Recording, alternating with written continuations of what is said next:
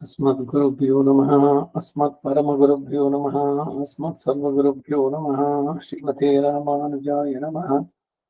रामानुजदया पात्रं ज्ञानवैराग्यभूषणं श्रीमद्वेङ्कटनाथार्यं वन्दे वेदान्तदेशिकं लक्ष्मीनाथसमारम्भां नाथयामनमध्यमाम् अस्मदाचार्यपर्यन्तां वन्दे गुरुपरम्पराम् यो नित्यमच्युतपदाम्बुजयुग्मरुक्मां व्यामोहतस्तदितराणि तृणाय मेने अस्मद्गुरोर्भगवतोऽस्य दयैकसिन्धोः रामानुजस्य चरणौ शरणं प्रपद्ये मातापिता युवति यस्तनया विभूतिः सर्वं यदेव नियमेन मदन्वयानाम् आद्यस्य नः कुलपतेर्वकुलाविरापां श्रीमत्तदङ्घ्रिगणं प्रणमामि मूर्ध्नम् भूतं सरच्च महदापयवट्टनाथ श्रीभक्तिसारकुलशेखरयोगिवान् भक्ताङ्घ्रिरेण परकारयतीन्द्रमिष्टान् श्रीमत्पराङ्कुशमयं प्रणतोऽस्मि नित्यम् श्रीमान् वेङ्कटनाथार्यः कवितार्किककेसरी वेदान्ताचार्यवर्यो मे सन्निधत्तां सदा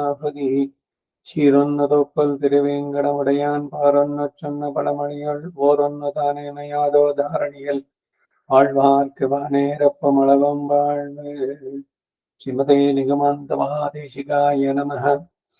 अतः श्री निगमान्त महादेशिकರು ಅನುಗ್ರಹಿಸಿದ 11ನೆಯ ರಹಸ್ಯ ತತ್ವರತ್ನಾವಳಿ, ಅದರಲ್ಲಿ 26ನೆಯ ಚೂರುಣಿಕೆ ಮುಗಿದಿತ್ತು.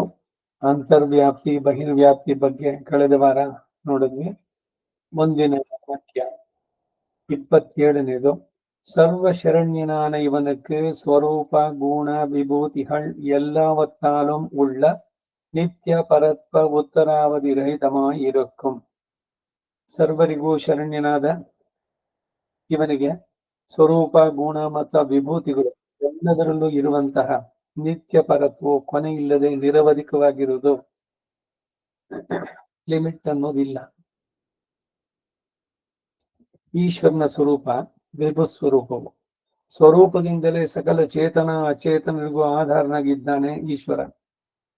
ಈಶ್ವರ ಅಂದ್ರೆ ಇವನು ಉಮಾಮಹೇಶ್ವರ ಅಲ್ಲ, ಭಗವಂತನಿಗೆ ಈಶಾ, ಎಲ್ಲರನ್ನು ನಿಯಮಿಸುವನು, ಸರ್ವ ನಿಯಾಮಕ. ಆದ್ದರಿಂದ ಸ್ವರೂಪದಲ್ಲಿ ಅವನಿಗಿಂತ ಉತ್ಕೃಷ್ಟರು ಯಾರೂ ಇಲ್ಲ. ಕಲ್ಯಾಣ ಗುಣಗಳಿಂದಲೂ ಭಗವಂತನಿಗಿಂತ ಉತ್ಕೃಷ್ಟರು ಇಲ್ಲ. ಅನಂತವಾದ ಕಲ್ಯಾಣ ಗುಣ, ಅನಂತ ಗಣಗಳನ್ನುಳ್ಳ ಭಗವಂತನಿಗಿಂತ ಸಮರೋ ಅಧಿಕರೋ ಇಲ್ಲವಾದ್ದರಿಂದ ಗುಣಗಳಿಂದಲೂ ಭಗವಂತನು ಮಹಾನಾಗಿದ್ದಾನೆ. ನತ್ವತ್ ಸಮೋಸ್ತ್ಯಭ್ಯಧಿಕ ಕೃತೋನ್ಯೋ ಲೋಕತ್ರಯೇಭ್ಯ ಪ್ರತಿಮ ಪ್ರಭಾವ ತಸ್ಮಾತ್ ಪ್ರಣಮ್ಯ ಪ್ರಣಿಧಾಯಕಾಯಂ ಪ್ರಸಾದಮೇತ್ನಂ ಅಹಮೀಶಮಿಡ್ಯಂ ಪಿತೇವ ಪುತ್ರಸ್ಯ ಸಖೇವ ಸಖ್ಯೋ ಪ್ರಿಯಾ ಪ್ರಿಯಾಯಾರ್ಹಸಿ ದೇವ ಸೋಢುಂ. ಸ್ತೋತ್ರರತ್ನದಲ್ಲಿ ಈ ಮಾತು ಬರುತ್ತೆ. ಭಗವದ್ಗೀತೆಯಲ್ಲಿ 11ನೇ ಅಧ್ಯಾಯದಲ್ಲಿ ಅರ್ಜುನ ಈ ಮಾತನ್ನು ಹೇಳಿದ್ದಾನೆ. ಗದ್ಯತ್ರಯದಲ್ಲಿ ಅದನ್ನೇನೆ ರಾಮಾನುಜರು ಆ ಶ್ಲೋಕಗಳನ್ನೇ ಯಥಾವತ್ತಾಗಿ ಹಾಗೇನೆ ಅಲ್ಲಿ ಹೇಳ್ತಾರೆ. ಇತಿ ಶ್ಲೋಕ ತ್ರಯೋದಶು ಮಾಂ, ಅದರ ಜ್ಞಾನ ನನಗೆ ಚೆನ್ನಾಗಿ ಯಥಾರ್ಥವಾಗಿ ತಿಳಿಯುವಂತೆ ಮಾಡುವಂತ. ಅವನಿಗೆ ಸಮರಾಗ್ಲಿ ಅಧಿಕರಾಗ್ಲಿ ಇಲ್ಲ, ಎಲ್ಲದರಲ್ಲೂ ಕೂಡ ಅಷ್ಟೇ, ಅವನನ್ನು ಮೀರಿಸೋರಿಲ್ಲ. ಅದಕ್ಕೆ ಅವನು ಪುರುಷೋತ್ತಮ.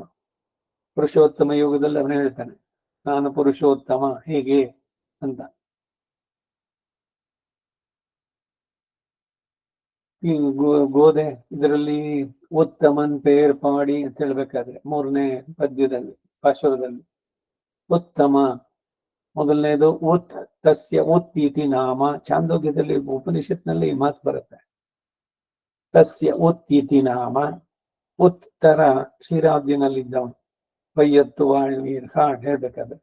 3ನೇದು ಉತ್ತಮ ಯಾಕೆ ಅನ್ನೋದೆಲ್ಲ ಅಲ್ಲಿ ಬಹಳ ವಿವರವಾಗಿ ಬರುವಂತದ್ದು. ಯಾವ ಒಂದು ರಕ್ತಪಾತವೂ ಆಗದೆ, ಯಾರಿಗೂ ನೋವು ಉಂಟಾಗದೆ, ಕೇವಲ ಬಲಿಯ ಅಹಂಕಾರವನ್ನು ನಿರಸನ ಮಾಡಿ ಇಂದ್ರನಿಗೆ ಸೇರಬೇಕಾದ ರಾಜ್ಯವನ್ನ ತಾನು ಯಾರ್ಯಾರು ಏನ್ ಕೇಳಿದ್ರು ಕೊಡ್ತಾ ಇದ್ದವನು ಇವನು ಅವನಿಗಾಗಿ ಯಾಚಕನಾಗಿ ಹೋಗಿ ಮಾಡಿದಂಥದ್ದು. ಸೊ ಎಲ್ಲರಿಗೂ ಒಳಿತೇನೆ, ಬಲಿಗೂ ಕೂಡ ಒಳ್ಳೆಯದು. ಬಲಿ ಅಹಂಕಾರವನ್ನೇ ನಿರಸನ ಮಾಡಿ, ನಿನ್ನ ಜಾಗ ಪಾತಾಳದಲ್ಲಿ, ಅಲ್ಲಿರುವ ನೀನು, ನಿನ್ನ ಮನೆ ಬಾಗಿಲಲ್ಲಿ ನಾನು ಕಾಯ್ತಾ ಇರ್ತೀನಿ, ಮುಂದಿನ ಕಲ್ಪದಲ್ಲಿ ನೀನು ಬ್ರಹ್ಮ ಪದವಿ ನಿನಗುಂಟು ಅಂತ ಇಷ್ಟೆಲ್ಲ ಹೇಳಿ ಬಲಿಯನ್ನು ಸನ್ಮಾನಿಸಿದ್ದು. ಇಂದ್ರನಿಗೆ ಅವನ ಸ್ವರ್ಗಲೋಕವನ್ನು ತೋರಿಸಿದ್ದ. ಹೀಗೆ ಅವನು ಪುರುಷೋತ್ತಮ. ಇವನಿಗೆ ಶೇಷಭೂತವಾದಂಥ ಪದಾರ್ಥಗಳು ಅನಂತವಾಗಿರೋದ್ರಿಂದ ಅವನ ಪರತ್ವವೂ ಕೂಡ ಉತ್ತರ ಅವಧಿ ರಹಿತವಾಗಿರೋದು. ಉತ್ತರ ಅವಧಿ ಅಂದ್ರೆ ಏನೋ ಎಲ್ಲೋ ಒಂದ್ ಕಡೆ ಮುಗಿಯುತ್ತೆ, ಹಾಗಿದೆಯೋ ಅಂತಂದ್ರೆ ಇಲ್ಲ, ಎಂಡ್ಲೆಸ್. ಹೀಗೆ ಪರಮಾತ್ಮನು ಎಲ್ಲ ವಿಧಗಳಿಂದಲೂ ಉತ್ಕೃಷ್ಟನಾಗಿದ್ದಾನೆ. ಈ ಒಂದು ಮಾತಿನಿಂದ ಏನು ಅಂದ್ರೆ, ಬೇರೆ ಎಲ್ಲ ದೇವರನ್ನು ನಾನು ಸಮನಾಗಿ ನೋಡ್ತೀನಿ ಅಂತಂದ್ರೆ ಅದು ಭಗವಂತನಲ್ಲಿ ಮಾಡುವ ಅಪಚಾರವಾಗುತ್ತೆ. ಅವನಿಗೆ ಸಮರು ಇಲ್ಲ, ಅಧಿಕರೂ ಇಲ್ಲ. ಅವನಿಂದಲೇ ಸೃಷ್ಟಿಸಿದವರು ಮಿಕ್ಕೆಲ್ಲ ದೇವತೆಗಳು, ಬ್ರಹ್ಮ, ಇಂದ್ರ, ರುದ್ರ ಆದಿ ಎಲ್ಲರೂ ಕೂಡ ಅವನ ಸಂಕಲ್ಪಕ್ಕೆ ಅನುಗುಣವಾಗಿಯೇ ನಡೆಯುವಂತವರು. ಅದನ್ನ ಮೀರಿ ಯಾರು ಇರ್ಲಿಕ್ಕಾಗಲ್ಲ ಭಗವತ್ ಸಂಕಲ್ಪವನ್ನ. ಇವೆಲ್ಲ ಎಲ್ಲ ಅನೇಕ ಕಡೆಯಲ್ಲಿ ಬರುವಂತದ್ದು. ವಿಶ್ವರೂಪದಲ್ಲಿ ನೋಡಿದ್ದು ಭಗವಂತನನ್ನ ಹಾಗೆ ಎಲ್ಲರೂ ನಡುತ್ತಾರೆ. ಉಪನಿಷತ್ ಹೇಳುತ್ತೆ, ಭೀಷಾಸ್ಮಾದ್ ವಾತಃ ಪವತೆ ಭೀಷೋದಯತಿ ಸೂರ್ಯ. ಎಲ್ಲ ದಿಕ್ಪಾಲಕರು, ಎಲ್ಲ ಗ್ರಹಗಳು, ಪ್ರತಿ ಒಂದು ಕೂಡ ಬರೀ ಗ್ರಹ ಇದು ಅಷ್ಟೇ ಅಲ್ಲ, ಎಲ್ಲರೂ ಕೂಡ ಅವನ ಸಂಕಲ್ಪಕ್ಕೆ ಮೀರಿ ನಡೆಯಲಾರರು. ಮನುಷ್ಯರಾಗಿ ನಮ್ಗೆ ಸ್ವಲ್ಪ ಸ್ವಾತಂತ್ರ್ಯ ಕೊಟ್ಟಾಗ ಅದಕ್ಕೆ ಧಿಕ್ಕರಿಸಿ ಮಾಡಿದ್ದಕ್ಕೆ ಆಮೇಲೆ ಶಿಕ್ಷೆಗಳು ಅನುಭವಿಸೋದು ಅದಕ್ಕಾಗಿ. ಅದೇನಿಲ್ಲ ಅವನು ಹೇಳ್ದಂಗೆ ಆಗ್ಬೇಕು ಅಂತ. ಅಯ್ಯ, ಅವನು ಹೇಳ್ದಂಗೆ ಆಗ್ಬೇಕಲ್ಲ, ಲೋಕದ ಹಿತಕ್ಕಾಗಿ ಎಲ್ಲರ ಒಳಿತಿಗಾಗಿ ಅವನು ಮಾಡಿರುವಂತಹದ್ದು. ಸಾಕ್ಷಾತ್ ನಾರಾಯಣೋ ದೇವ ಕೃತ್ವಾ ಮರ್ತ್ಯಮಯೀಂ ತನೋ ಮಗ್ನಾನ್ ಉದ್ಧರತೆ ಕಾರುಣ್ಯಾತ್ ಶಾಸ್ತ್ರಪಾಣಿನ. ಅತ್ಯಂತ ಕರುಣೆಯಿಂದ ಶಾಸ್ತ್ರಗಳನ್ನು ರಚಿಸಿಕೊಟ್ಟ. ಯಾವುದು ಮಾಡಬೇಕು ಯಾವುದು ಮಾಡಬಾರದು ಅನ್ನೋದನ್ನು ತಿಳಿಸೋದೇ ಶಾಸ್ತ್ರ. ಶಾಸನಾದಿತಿ ಶಾಸ್ತ್ರ. ಶ್ರುತಿ ಸ್ಮೃತಿರ್ ಮಮೈವಾಜ್ಞಾ ಯಸ್ತ್ವಾಂ ಉಲ್ಲಂಘ್ಯತೆ ನರಃ ಆಜ್ಞಾಚ್ಛೇದಿ ಮಮ ದ್ರೋಹಿ ಮದ್ಭಕ್ತೋಪಿ ನ ವೈಷ್ಣವಃ. ತರಹ ಪುರಾಣದಲ್ಲಿ ಹೇಳೋ ಮಾತಿದ. ಲಕ್ಷ್ಮಿ ಕೇಳಿದ್ದು ಇಲ್ಲಿಯವರಿಗೆಲ್ಲ ಭೂದೇವಿ, ಈ ಮಕ್ಕಳಿಗೆಲ್ಲ ಏನು ಅಂತಂದ್ರೆ, ಅದಕ್ಕಾಗಿನೇ ಆ ಚರ್ಮ ಶ್ಲೋಕದಲ್ಲಿ ಅಹಂ ಸ್ಮರಾಮಿ ಮದ್ಭಕ್ತಂ ನಯಾಮಿ ಪರಮಾಂಗತಿ. ಅವನ ಕಡೆಗಾಲದಲ್ಲಿ ಕೇವಲ ಒಂದು ಮರದ ಕೊಡದಂತೆ ಬಿದ್ದಿರ್ಲಿ, ಜ್ಞಾನವೂ ಇಲ್ಲ, ICUನಲ್ಲಿ ಹಾಕ್ಬಿಟ್ಟಿದ್ದಾರೆ ಬರೀ ಟ್ಯೂಬ್ಗಳಲ್ಲಿ. ಹಾಗಿದ್ರೂ ಕೂಡ ಅವನ ಕಡೆಯ ಸಮಯ ಯಾವಾಗ ಬರುತ್ತೋ ಅವಾಗ ಅಹಂ ಸ್ಮರಾಮಿ ಮದ್ಭಕ್ತಂ ನಯಾಮಿ ಪರಮಾಂಗತಿ. ಯಾರಿಗೆ ಅಂದ್ರೆ, ಯಾರು ಅವನನ್ನ ಒಮ್ಮೆ ಸಕೃದೇವ ಪ್ರಪನ್ನಾಯ ತವಾಸ್ಮೀತಿ ಚಯಾಚತೆ, ನಾನು ನಿನ್ನವನು ನನ್ನನ್ನು ರಕ್ಷಿಸುವಂತ ತ್ರಿಕರಣಪೂರ್ವಕವಾಗಿ ಒಮ್ಮೆ ಕೇಳಿದ್ರೆ ಸಾಕು. ಇದಕ್ಕೇನೆ ಪೆರಿಯಾಳ್ವಾರ್ ಹೇಳಿದ್ರು, ಅಪ್ಪೋದಿಕ್ಕಿ ಇಪ್ಪೋದೇಶ್ವಲ್ಲಿ ವೈತೇನ್. ಎಪ್ಪೋದಿಕ್ಕೆ ಆ ಕಡೆಗಾಲದಲ್ಲಿ ನನ್ನ ಗಂಟ್ಲು ಮಾತು ಬರುತ್ತೋ ಇಲ್ವೋ ಗೊತ್ತಿಲ್ಲ. ಕಫ ವಾತ ಪಿತ್ತ ಹಿ ಕಂಠಾವರೋಧನ, ಬರೀ ಗೊರ ಗೊರ ಅನ್ನೋದಷ್ಟೇ, ಮಾತು ಸ್ಪಷ್ಟ ಇಲ್ಲ. ಅವ್ರಿಗೆ ಏನ್ ಹೇಳ್ತಾ ಇದ್ದಾರೆ ಗೊತ್ತಿಲ್ಲ, ಏನೋ ಹೇಳ್ತಾ ಇದ್ರು, ಏನ್ ಹೇಳುದು. ಅದಕ್ಕೆ ಯಾವಾಗ ಬಾಯಿನಲ್ಲಿ ಮಾತು ಸೊಲ್ಲಲಾಂ ಪೋದೆ ಒಂದ್ ನಾಮಮೆಲ್ಲಾಂ ಸೊಲ್ಲಿನೇನ್. ಇದನ್ನ ನೀನು ಗಮನದಲ್ಲಿಟ್ಕೊಂಡು ನೀನು ಹೇಳಿದ್ಯಲ್ಲ, ಇದು ಅಹಂ ಸ್ಮರಾಮಿ ಮದ್ಭಕ್ತಂ ಅಂತ, ಎನ್ನೈ ಕಾಕ್ತವೇಣ್ಣು ಮರಂಗ ತರವಣೆ ಪಳ್ಳಿಯಾನೆ ಅಂತ ಅಲ್ಲಿ ಪ್ರಾರ್ಥನೆ ಮಾಡೋದು.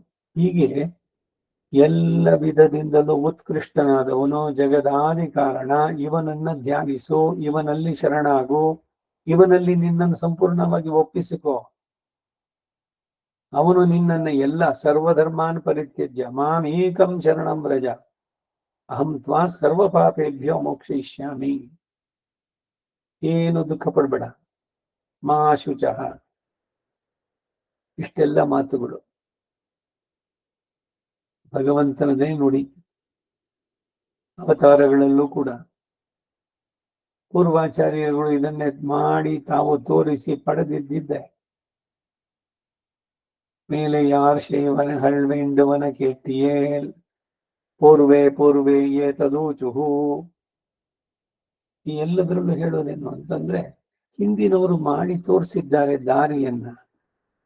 ಸುಮ್ನೆ ಮೂರ್ಖತನ ಬೇಡ. ಅಯ್ಯೋ ಹಿಂದಿಂದೆಲ್ಲ ಹಳೇದಾಯ್ತು, ಅದೇನು ನಮಗ್ ಬುದ್ಧಿ ಇಲ್ವಾ, ಏನು ದೇಶಿಕರು ಒಬ್ಬರಿಗೇನ ಇದ್ದಿದ್ದು, ನಾವು ಹೊಸದಾಗಿ ನೋಡ್ತೀವಿ, ನಾವು ಹುಚ್ಚತನಗಳನ್ನು ಬಿಟ್ಟು ಏನು ಚೆನ್ನಾಗಿ ಬಿಯಾಂಡ್ ಡೌಟ್ ಎಲ್ಲ ಚರ್ಚೆಗಳು ಮಾಡಿ ನಿರ್ಧಾರ ಮಾಡಿ ಕನ್ಕ್ಲೂಷನ್ ಸಿದ್ಧಾಂತ ಈ ರೀತಿ ನಡೆಯಲಿ ಅಂತ ತೋರಿಸ್ಕೊಟ್ಟಿದ್ದನ್ನ ಸರಿಯಾಗಿ ತಿಳಿದು ಅದರಲ್ಲಿ ನಂಬಿಕೆ ಇಟ್ಟು ಆಚರಿಸಿದ್ರೆ ನಮ್ಮಂತ ಭಾಗ್ಯಶಾಲಿಗಳಿಲ್ಲ.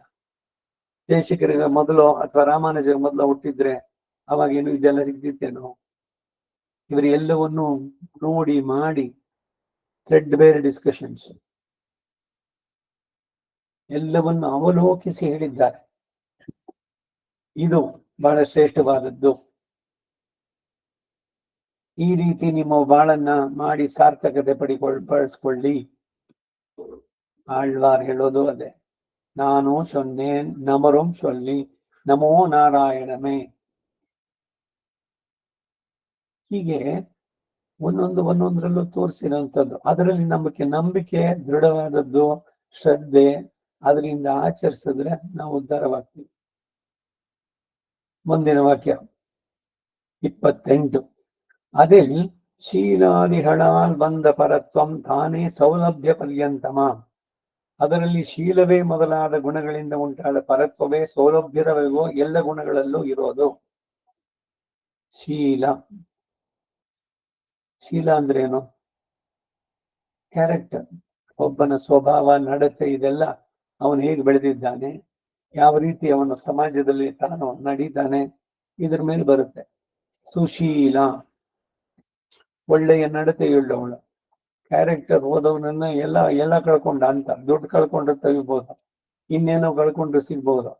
ಆದ್ರೆ when character is last, everything is last ಅಂತ. ಶೀಲಾದಿಗಳ ಒಂದ ಪರತ್ವ, ಅದು ತಾನೆ ಸೌಲಭ್ಯ ಪರ್ಯಂತಮ. ಭಗವಂತ ಎಲ್ಲ ದೋಷಗಳಿಂದ ದೂರಾದವ. ಅಖಿಲೇಯ ಪ್ರತ್ಯನೀಕನಾಯ್, ಸಕಲ ಕಲ್ಯಾಣ ಗುಣ ಪರಿಪೂರ್ಣನಾಯ್, ಶ್ರೀಯಪತಿಯಾಯ್.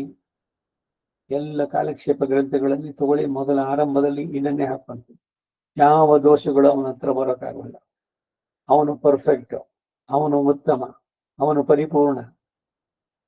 ಮತ್ತೆ ಅಷ್ಟೆಲ್ಲ ಇರೋನ ಹತ್ರ ನಾವು ಹೋಗ್ಲಿಕ್ಕೆ ಸಾಧ್ಯವಾಗತ್ತೆ? ನಮ್ಮ ಲೆವೆಲ್ ಏನೋ ಅವನದೇನು. ಕಾಂತಸ್ಥೆ ಪುರುಷೋತ್ತಮ ಪಣಿಪತಿ ಶಯ್ಯಾಸನ ವೇದಾತ್ಮ ಮಹೇಶ್ವರೋ. ನಿನ್ನ ವಾಹನ ಇವುಗಳೆಲ್ಲ, ಬ್ರಹ್ಮೇಶಾದಿ ರುದ್ರ ಇವರೆಲ್ಲರೂ ಕೂಡ ತ್ವದ್ದಾಸ ದಾಸೀಗಣ. ಶ್ರೀರೀತ್ಯೇ ವಚನ ಮತ್ತೆ ಶ್ರೀ ಅಂತ ನಿನ್ ಕರೀತಾರೆ. ಅದನ್ನ ಹೇಳೋಕಾದ್ರೆ ನನ್ಗೆ ಯೋಗ್ಯತೆ ಇದೆಯಾ? ನೀನೆಲ್ಲಿ, ನಾನೆಲ್ಲಿ? ಈ ದಿವ್ಯ ದಂಪತಿಗಳನ್ನ ಹಾಗಂತಂದ್ಬಿಟ್ಟು ಅವರೆಲ್ಲ ದೂರದಲ್ಲಿ ಇಟ್ಕೋಬೇಕಾಗಿಲ್ಲ. ತುಂಬಾ ಸುಲಭರು. ಯಾರು ಬೇಕಾದ್ರೂ ಯಾವಾಗ ಬೇಕಾದ್ರೂ ಅವರನ್ನ ಅಪ್ರೋಚ್ ಮಾಡ್ಬೋದು. ತಂದೆ ತಾಯಿಗಳ ಹತ್ರ ಮಕ್ಕಳಿಗೆ ಏನಾರು ಭಯ ಇದ್ರದ್ದೇನಾರು ಇದೆಯಾ? ವಾತ್ಸಲ್ಯದಿಂದ ನೋಡುವಂತಾನು. ತಂದೆ ತಾಯಿಯರ ವಾತ್ಸಲ್ಯಕ್ಕೆ ಸಹಸ್ರಪಟ್ಟು ವಾತ್ಸಲ್ಯ ತಮಂ ಭಗವಂತಂದು ಶಾಸ್ತ್ರಗಳು ಇವೆಲ್ಲ. ಸೊ ಅದರಿಂದ ಅವನ ಮಾತಿನಲ್ಲಿ ನಂಬಿಕೆ, ಶ್ರದ್ಧೆ ಇಟ್ಟು ಹಿರಿಯರು ನಡೆದಂತಹ ಮಾರ್ಗದಲ್ಲಿ ನಾವು ನಡೆದರೆ ನಮ್ಮ ಬಾಳಿನ ಉದ್ಧಾರ ಆಗುತ್ತೆ. ಹೀಗೆ ಸ್ವರೂಪ, ಗುಣ ಮತ್ತು ವಿಭೂತಿಗಳಿಂದ ಎಲ್ಲೇ ಇಲ್ಲದ್ದು, ಲಿಮಿಟ್ಸ್ಲೆಸ್, ಅದು ಎಲ್ಲೇ ಇಲ್ಲದ ಮಹತ್ವವನ್ನುಳ್ಳಂತಹ ಸರ್ವೇಶ್ವರನಿಗೆ ಸೌಶೀಲ್ಯ, ಕಾರುಣ್ಯ ಮೊದಲಾದ ಪ್ರತಿಯೊಂದು ಗುಣದಲ್ಲಿಯೂ ಸಮರು ಇಲ್ಲ, ಅಧಿಕರು ಇಲ್ಲ, ಸಮಾಭ್ಯಧಿಕರ ಇಲ್ಲ.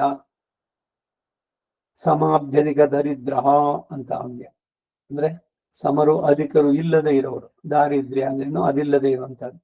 ಉತ್ಕೃಷ್ಟನಾದವನು ಸಾಮಾನ್ಯರಾದವರೊಡನೆ ಸರಿಸಮನಾಗಿ ಬೆರೆಯೋದು ಸೌಶೀಲ್ಯ, ಅವರ ಸೌಶೀಲ್ಯ. ರಂಗಪ್ರಿಯ ಸ್ವಾಮಿಗಳ ಹತ್ರ ಯಾರೋ ಒಬ್ಬ ಬಂದ, ಇದಾನ ಕೂರಿಸಿ ಚೆನ್ನಾಗಿ ಒಂದು ಮಾತಾಡ್ಸಿದ್ರು. ಏನ್ ಓದ್ತಾ ಇದೀಯಪ್ಪ? BA ಓದ್ತಾ ಇದೀಯ? ಚೆನ್ನಾಗಿ ಓದು, ಒಳ್ಳೆ ಮಾರ್ಕ್ಸ್ ತಗೋ, ಧರ್ಮದ ಬಗ್ಗೆ ಆಸಕ್ತಿ ಇರ್ಲಿ, ಏನ್ ಸಂದೇಹ ಇದ್ರು ಬಂದು ಹೇಳೋಣ. ಇನ್ನ ಏನೇನು ಪ್ರಶ್ನೆಗಳಿದೆಯೋ ಎಲ್ಲದಕ್ಕೂ ನಾವು ಸಮಾಧಾನಕರ ಕನ್ವಿನ್ಸಿಂಗ್ ಆನ್ಸರ್ಸ್, ಕನ್ಫ್ಯೂಸಿಂಗ್ ಆನ್ಸರ್ಸ್ ಕೊಡಲ್ಲ. ಎಲ್ಲವೂ ನಮ್ಮಲ್ಲಿದೆ ಅಂತ ಒಬ್ಬೊಬ್ಬರಿಗೇನೆ ಇದ್ ಮಾಡೋದು. ಅವರ ಸೌಶೀಲ್ಯ ಅನ್ನೋದು ಹೀಗೆ ತೋರಿಸೋದು. ಈಗ ಹಿಂದೆ ಅಬ್ದುಲ್ ಕಲಾಂ ಪ್ರೋಟೋಕಾಲ್ ಎಲ್ಲದನ್ನು ಬಿಟ್ಬಿಟ್ಟು ಮಕ್ಕಳ ಜೊತೆ ಮಕ್ಕಳಾಗಿ ಕೂತ್ಕೊಂಡು ಅವರ ಪ್ರಶ್ನೆಗಳಿಗೆ, ವಿಮಾನಶಾಸ್ತ್ರದ ಬಗ್ಗೆ ಇದು ಕೇಳೋದಕ್ಕೆಲ್ಲದಕ್ಕೂ ಸುಲಭವಾಗಿ ಹೇಳ್ತಾ ಇರೋದು. ಅಯ್ಯೋ, ಅವ್ರ ಹತ್ರ ಹೋಗ್ಬೇಕಾದ್ರೆ ಅಪಾಯಿಂಟ್ಮೆಂಟ್ ತಗೋಬೇಕು, ಎಷ್ಟು 2 ನಿಮಿಷ ಅಂದ್ರೆ ಅಷ್ಟೇ ನಿಮಿಷ, ಅಷ್ಟರಲ್ಲಿ ಮುಗಿಸ್ಕೊಂಡ್ ಬಂದ್ಬಿಡ್ಬೇಕು.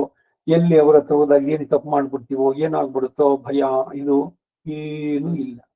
ಭಗವಂತನ ಹತ್ರ ಬರ್ಬೇಕಾದ್ರೆ ಖಂಡಿತ ಯಾವ ಭಯವೂ ಬೇಕಿಲ್ಲ. ಒಂದು ಚಿಕ್ಕ ಮಗು ತನ್ನ ತಾಯಿ ಹತ್ರ ಹೇಗೆ ಬರುತ್ತೋ ಹಾಗೆ ಆ ಮಾತೃ ವಾತ್ಸಲ್ಯದಿಂದ ನೋಡ್ತಾರೆ. ಅವರಿಬ್ಬರು ಕಣ್ಣುಗಳು ಅಷ್ಟೇ ಪ್ರಸನ್ನವದನ, ಕೃಪಾ ಇದು ಆಂಡ ಅವನ್ ಕಾಣ್ಬದೋರ್ ಅರುಳೇನಕ್ಕೆ ಅರುಳದಿಯ ಬೆಂಡೆ ಮನೆ ಮಾತಿ, ನಿನ್ನ ಕೃಪಾದೃಷ್ಟಿ ನಮ್ಮ ಮೇಲೆ ಸ್ವಲ್ಪ ಸ್ವಲ್ಪವಾಗಿ ಬಿದ್ದು ಬಿಟ್ರೆ ಹಿಂಗಳ ಮೇಲ್ ಶಾಪ ಮಿಳಿಂದೇಲೋ, ನಮ್ಮ ಹುಟ್ಟು ಸಾವಿನ ಜನ್ಮದ ಈ ಶಾಪ ಇದೆಯಲ್ಲ, ಮತ್ತೆ ಮತ್ತೆ ಹುಟ್ಟೋದು ಇದು ಅದು ಹೋಗುತ್ತೆ ಅಂತ ಹೇಳ್ತಾರೆ. ಹಾಗಾಗಿ ಅವನ ಭಗವಂತನ ಕೃಪಾ ದೃಷ್ಟಿ, ಕಾರುಣ್ಯ ವಾತ್ಸಲ್ಯ ಜಲದಿ ಅವನು ಮಹೋದದೆ, ಅಪಾರ ಕಾರುಣ್ಯ ವಾತ್ಸಲ್ಯ ಔದಾರ್ಯ, ಈ 6 ಗುಣಗಳು ಷಡ್ಗುಣ್ಯ ಪರಿಪೂರ್ಣ ಅಂತ ಭಗವಂತ ಹೇಳೋದು. ಅದರ ವಿಸ್ತೃತ ರೂಪ ಈ ಶರಣಾಗತಿಯಲ್ಲಿ ಸ್ವಾಭಾವಿಕಾನ ಅನವಧಿಕ ಅತಿಶಯ ಜ್ಞಾನ ಬಲ ಐಶ್ವರ್ಯ ವೀರ್ಯ ಶಕ್ತಿ ತೇಜ ಸೌಶಲ್ಯ ವಾತ್ಸಲ್ಯ ಮಾರ್ಧವ ಆರ್ಜವ ಸೌಹಾರ್ದ ಸಾಮ್ಯ ಕಾರುಣ್ಯ ಮಾಧುರ್ಯ ಗಾಂಭೀರ್ಯ ಔದಾರ್ಯ ಚಾತುರ್ಯ ಸ್ಥೈರ್ಯ ಧೈರ್ಯ ಶೌರ್ಯ ಪರಾಕ್ರಮ ಸತ್ಯಕಾಮ ಸತ್ಯ ಸಂಕಲ್ಪ ಕೃತಿತ್ವ ಕೃತಜ್ಞತಾದಿ ಅಸಂಖ್ಯೇಯ ಕಲ್ಯಾಣ ಗುಣ ಗಣೌಘ ಮಹಾರ್ಣವ. ಒಂದೊಂದು ಗುಣಗಳು ದೊಡ್ಡ ಮಹಾಸಮುದ್ರ, ಬರೀ ಸಮುದ್ರ ಅಲ್ಲ, ಮಹಾಸಮುದ್ರಗಳು. ಈ ಷಾಡ್ಗುಣ್ಯಗಳು ಇದ್ರ ಜೊತೆಗೆ ಸೌಶಲ್ಯ ವಾತ್ಸಲ್ಯ ಇದೆಲ್ಲ ವೈಕುಂಠದಲ್ಲಿರೋರು ಬೇಕಿಲ್ಲ ಭಗವಂತನಿಗೆ. ಯಾಕೆಂದ್ರೆ ಅವರೆಲ್ಲ ಪೂರ್ವ ಯಥಾರ್ಥವಾದಂತ ಅವರ ಸ್ವಸ್ವರೂಪದಲ್ಲಿದ್ದಾರೆ. ಜ್ಞಾನ ಆನಂದಮಯ ಶೇಷೋಹಿ ಪರಮಾತ್ಮನಃ ಅನ್ನೋದು. ಅಲ್ಲಿ ಅವರು ದೊಡ್ಡವರು ಚಿಕ್ಕವರು ಏನೋ ಸೂಯೆ ಮಾತ್ಸರ್ಯ ಯಾವುದಕ್ಕೂ ಅಲ್ಲಿ ಅರಿಷಡ್ವರಗಳು ಇವುಗಳೆಲ್ಲ ಆಟ ಏನು ನಡೆಯೋಲ್ಲ. 12 ಗಂಟೆ ಸೂರ್ಯ ಬಿಸಿಲು ಪ್ರಖರವಾಗಿರುವಾಗ ನಕ್ಷತ್ರ ಕಾಣಿಸುತ್ತೇನೋ,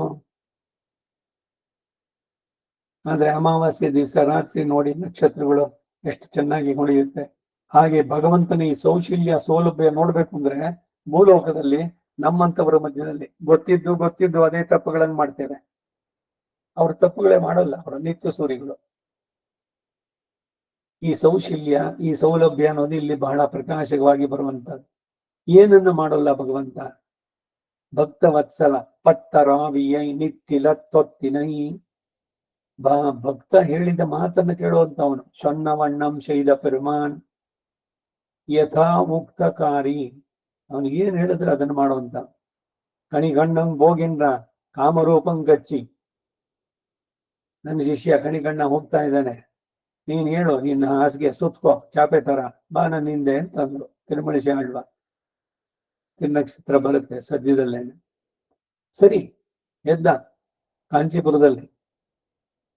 ಮೊದಲು ಕಣಿಗಣ್ಣ, ಅವನ ಹಿಂದ್ಗಡೆ ತಿರುಮಳಿಸಿ ಆಳ್ವ, ಅವನ ಹಿಂದ್ಗಡೆ ಎಲ್ಲ ಈ ಪ್ರಧಾನವಾದ ದೇವತೆನೇ ಹೊರಟಿದ ತಕ್ಷಣ ಇನ್ನೆಲ್ಲ ಚಿಕ್ಕ ಪುಟ್ಟ ಚಿಲ್ಲರೆ ದೇವತೆಗಳೆಲ್ಲರೂ ಕೂಡ ಹೊರಟ್ಬಿಟ್ರು. ಯಾವ್ಯಾವ್ದೋ ದೇವತೆಗಳಾಗ್ಲಿ ಶಿವನಾಗ್ಲಿ ಆಯಾಯ. ಇಡೀ ಕಾಂಚೀಪುರ ಪೂರ ಖಾಲಿ. ನನ್ನ ಗಡಿ ದಾಟಿ ನೀನು ಹೋಗಬೇಕು ಅಂತ ರಾಜನ ಆಣತಿ ಅವನಿಗೆ, ಕಣಿಗಣ್ಣನಿಗೆ. ಮಂತ್ರಿಗಳೆಲ್ಲ ಹೇಳಿದ್ರು ಸ್ಮಶಾನವಾಗಿ ಹೋಗುತ್ತೆ ಇವಾಗ, ಯಾವ ದೇವತೆನೂ ಇಲ್ಲಿ ಉಳಿದಿಲ್ಲ, ಎಲ್ಲರೂ ಹೊರಟೋಗಿದ್ದಾರೆ, ಈಗಲೂ ಕಾಲ ಮಿಂಚಿಲ್ಲ, ಹೋಗ್ಬಿಟ್ಟು ಅವನನ್ನ ವಾಪಸ್ ಬಾ ಅಂತ ನೀನೇ ಹೇಳು ಅಂತ ರಾಜನಿಗೆ ಹೇಳಿದಾಗ, ರಾಜ ಹೋಗಿ ಕಣಿಗಣ್ಣ ಬೇಡ ನನಗೆ, ನಾನೇನು ಇದಕ್ಕಾಗಿ ನೀನ್ ಪ್ರಾರ್ಥನೆ ಮಾಡೋದು, ನಿಮ್ ಪಾಡಿಗೆ ನೀನ್ ಬಂದ್ಬಿಟ್ಟು ನಿಮ್ ಪಾಡಿಗಿರಿ, ನಾನ್ ನಿನ್ ತಂಟೆಗೆ ಬರೋಲ್ಲ, ರಾಜನಾಗಿ ನಾನು ಯಾವ ಶಾಸನವನ್ನು ಮಾಡೋಲ್ಲ ಅಂತ ಹೇಳಿದಾಗ, ಗುರುಗಳೇ ರಾಜ ವಾಪಸ್ ಬಾ ಅಂತ ಹೇಳ್ತಿದ್ದಾನೆ, ಏನ್ ಮಾಡೋಣ? ಕಣಿಕಣ್ಣನ ಪೋಕ್ಕೋಳಿಂದ ಕಾಮರೂಪಂ ಕಚ್ಚಿ, ನೀ ಬಂದು ಒಂದು ಹಾಸಿಗೆ ಪಡುಕ್ ತುಟ್ಕೊಳ್ಳು ಅಂತ. ನೆಕ್ಸ್ಟ್ ತಿರುಮಳಿಸಿ ಆಳ್ವ ತಿರುಗಿಬಿಟ್ಟು ಭಗವಂತನಿಗೆ ಹೇಳಿದ್ರು. ಸರಿ ವಾಪಸ್ ಬಂದ, ಇವರುಗಳೆಲ್ಲ ಬಂದ್ರು, ಮತ್ತೆ ಇದೇ ಪ್ರೊಸೆಷನ್ ಹೊರಟಿದ್ದು. ಅವನು ಬಂದು ದಕ್ಷಿಣೋತ್ತರವಾಗಿ ಮಲಗಿದ್ದವನು ಉತ್ತರ ದಕ್ಷಿಣವಾಗಿ ಮಲಗಿದ. ಅದಕ್ಕೆ ಅವನಿಗೆ ಯಥೋಕ್ತಕಾರಿ ಸ್ವನ್ನ ವಣ್ಣಂ ಶೈದ ಪೆರುಮಾನ್ ಅಂತ.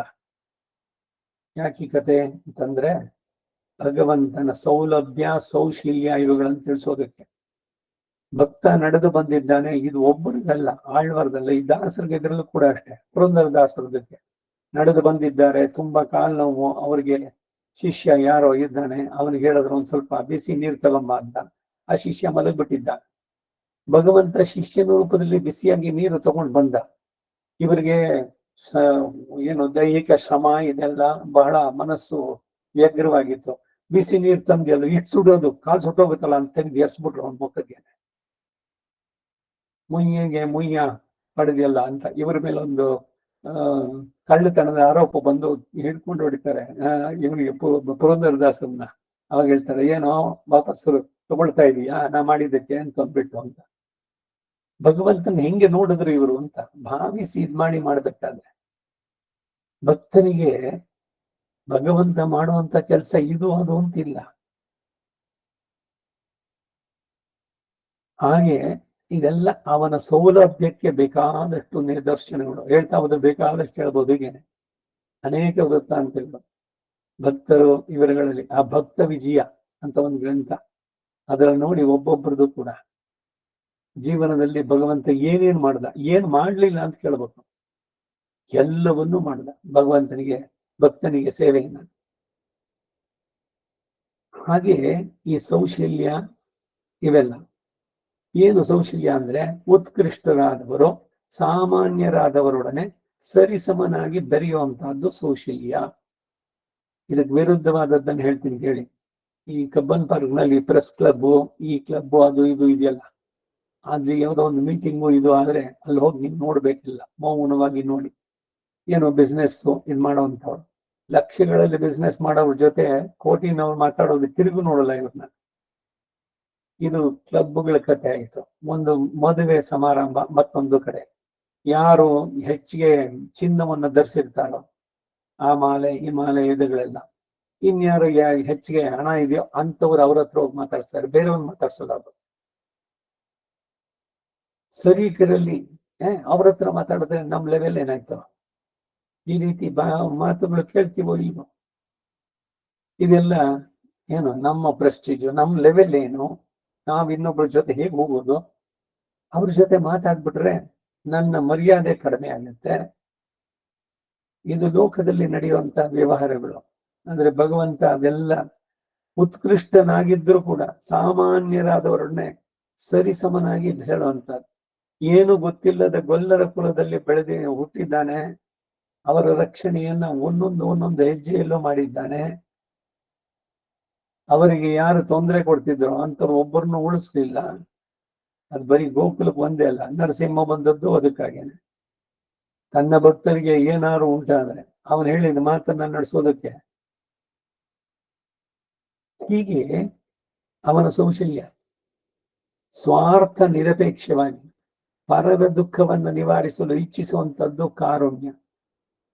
ಏನೋ ಅವನಿಗೇನೋ ಇವಾಗ ಹೆಲ್ಪ್ ಮಾಡಿದ್ರೆ ಮುಂದೆ ನಮ್ಗೆ ಏನಾದ್ರು ಉಪಯೋಗ ಆಗುತ್ತೆ, ಏನಾದ್ರು ಪ್ರತಿ ನಿರುಪಾಧಿಕ ಅಂದ್ರೆ ಇದು ಅಷ್ಟೇ, ಯಾವುದೋ ಒಂದು ವ್ಯಾಜ ಇಟ್ಕೊಂಡು ಇಲ್ಲ ಮುಂದಕ್ಕೆ ಏನಾದ್ರು ಉಪಯೋಗ ಆಗುತ್ತೆ, ಇಲ್ಲ ಎಲ್ಲರೂ ನನ್ನ ಮೆಚ್ಕೊಂಡಿದ್ರು ಅವಳಿ ಕುಚ್ಚುವಾಚಿಕೆ ಮುಂದಕ್ಕೆ ಎಪ್ಪತ್ತನಕ್ಕೆ ಮೆಂಡ್ಮಾನ ಅವರು ಎಲ್ಲಿ RT1 ಇದ್ದಾರೆ, ಇವ್ರು ಇನ್ನೆಲ್ಲೋ ಇದ್ದಾರೆ, ನಮ್ಗೇನಾದ್ರು ಬಂದ್ರೆ ಬೇಕಾಗತ್ತೆ. ಇದೆಲ್ಲ ಉದ್ದೇಶ ಇಟ್ಕೊಂಡು ಏನೇನಾದ್ರು ಮಾಡುವಂತಹದ್ದು. ಏನೂ ಇಲ್ಲದೆ ಭಗವಂತ ಸ್ವಾರ್ಥ ನಿರಪೇಕ್ಷನಾಗಿ ಪರರ ದುಃಖವನ್ನು ನಿವಾರಿಸಲು ಇಚ್ಛಿಸುವಂತಹದ್ದು ಅದು ಕಾರುಣ್ಯ. ಈ ಸೌಶಲ್ಯ, ಕಾರುಣ್ಯ ಮೊದಲಾದ ಗುಣಗಳಿನ ಆ ಪರತ್ವವು ಸೌಲಭ್ಯದವರೆಗೂ ಪರಮಾತ್ಮನಿಗಿದೆ. ಇಂಥ ಕಲ್ಯಾಣ ಗುಣಗಳಿಂದಲೂ ಪರಮಾತ್ಮನು ಬೇರೆ ಎಲ್ಲರಿಗಿಂತಲೂ ಉತ್ಕೃಷ್ಟನಾದವನು. ಈ ವಿಧವಾದ ಸೌಲಭ್ಯದ ಪರತ್ವ ಇರೋದರಿಂದಲೇ ಸರ್ವೇಶ್ವರನಾದ ಪರಮಾತ್ಮನು ಎಲ್ಲರ ಮಾಂಸ ಚಕ್ಷುಸ್ಸುಗಳಿಗೂ ತನ್ನನ್ನು ಕಾಣಿಸಿಕೊಳ್ಳೋದು, ತನ್ನ ಆಶ್ರಿತರಿಗೆ ದೂತನಾಗಿರೋದು, ಒರಳಿಗೆ ತನ್ನನ್ನು ಕಟ್ಟಿಸಿಕೊಳ್ಳೋದು, ಪಾರ್ಥ ಸಾರಥಿಯಾಗಿ ಸಾರಥ್ಯ ಮಾಡೋದೇ ಮೊದಲ ಆಶ್ಚರ್ಯಕರವಾದ ಲೀಲಾ ಚೇಷ್ಟಿತಗಳನ್ನು ಮಾಡ್ತಾನೆ. ಸಾಮಾನ್ಯವಾಗಿ ಯಾರಿಗೂ ಕಾಣಿಸೋಲ್ಲ ಅವನು. ಮಣ್ಣವರು ಬಿಣ್ಣವರು ಅರಿಯಾದವನ್ ಕಾಣಕೊಡಾನವನ್ ಆಳ್ವಾರುಗಳು ಹೇಳ್ತಾರೆ. ಕಾಣಿಸಲ್ಲ ಅಂತಾನೆ. ಅಂದ್ರೆ ನೀವು ಕಾಣ್ಲೇಬೇಕು ಅಂತಂದ್ಬಿಟ್ಟು ನೀವು ಬಯಸಿದ್ದೆ ಆದ್ರೆ ಅವನು ಪ್ರತ್ಯಕ್ಷವಾಗ್ತಾನೆ. ಇವನು ಬಯಸಿದ ರೂಪದಲ್ಲಿ ತನ್ನ ಭಕ್ತರು ಯಾವ ರೂಪದಲ್ಲಿ ಅವನನ್ನು ಬಯಸ್ತಾರೋ ಆ ಯಾವ ರೂಪದಲ್ಲಿ ಅವರಿಗೆ ದರ್ಶನ.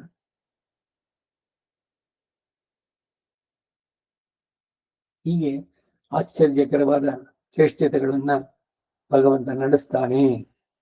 ಮುಂದಿನ ವಾಕ್ಯ 29. ಅದು ಅಡಿಯಾಹ ಶಾಸ್ತ್ರ ವಿಹಿತ ಸಾಧ್ಯೋಪಾಯ ವಶೀಕಾರ್ಯನಾನ ಇವನ್ ಸಿದ್ಧೋಪಾಯಮ. ಈ ಗುಣದಿಂದ ಶಾಸ್ತ್ರದಲ್ಲಿ ವಿಹಿತವಾದಂತಹ ಸಾಧ್ಯೋಪಾಯದಿಂದ ವಶಪಡಿಸಿಕೊಳ್ಳಲ್ಪಡುವ ಇವನು ಸಿದ್ಧೋಪಾಯನಾಗ್ತಾನೆ. ಸಿದ್ಧೋಪಾಯ ಅಂದ್ರೆ ಏನು? ಸಿದ್ಧವಾದ ಉಪಾಯ. ಭಗವಂತನನ್ನ ಇದು ಸುಮ್ಮನೆ ಊಹಾಪೋಹ ಅಲ್ಲ. ಅಲ್ಲೇನೋ ಇರ್ಬೋದು, ಹಾಗೆ ಮಾಡಿದ್ರೆ ನಿಮ್ಗೆ ಸಿಗ್ಬೋದು ಅಲ್ಲ. ನೇರವಾಗಿ ನೀವು ನೋಡ್ಬೋದು. ಕಾಣಬೇಕು ಅನ್ನೋ ಒಂದು ದೃಷ್ಟಿ ಇದ್ರೆ, ದೃಢ ಸಂಕಲ್ಪ ಇದ್ರೆ ಅದಕ್ಕೆ ಹೋಗುವಂತ ಮಾರ್ಗವನ್ನು ತೋರಿಸಿದ್ದಾರೆ. ಆ ರೀತಿ ಆದ್ರೆ ಅವನು ಕಾಣಲ್ಲ ಸಾಮಾನ್ಯವಾಗಿ ಅನ್ನೋದು ಸತ್ಯ. ಆದ್ರೆ ನೀವು ಬಯಕೆ ಮಾಡಿದಾಗ ಅವನು ಖಂಡಿತ ದರ್ಶನ ಕೊಡೋದು ಉಂಟು.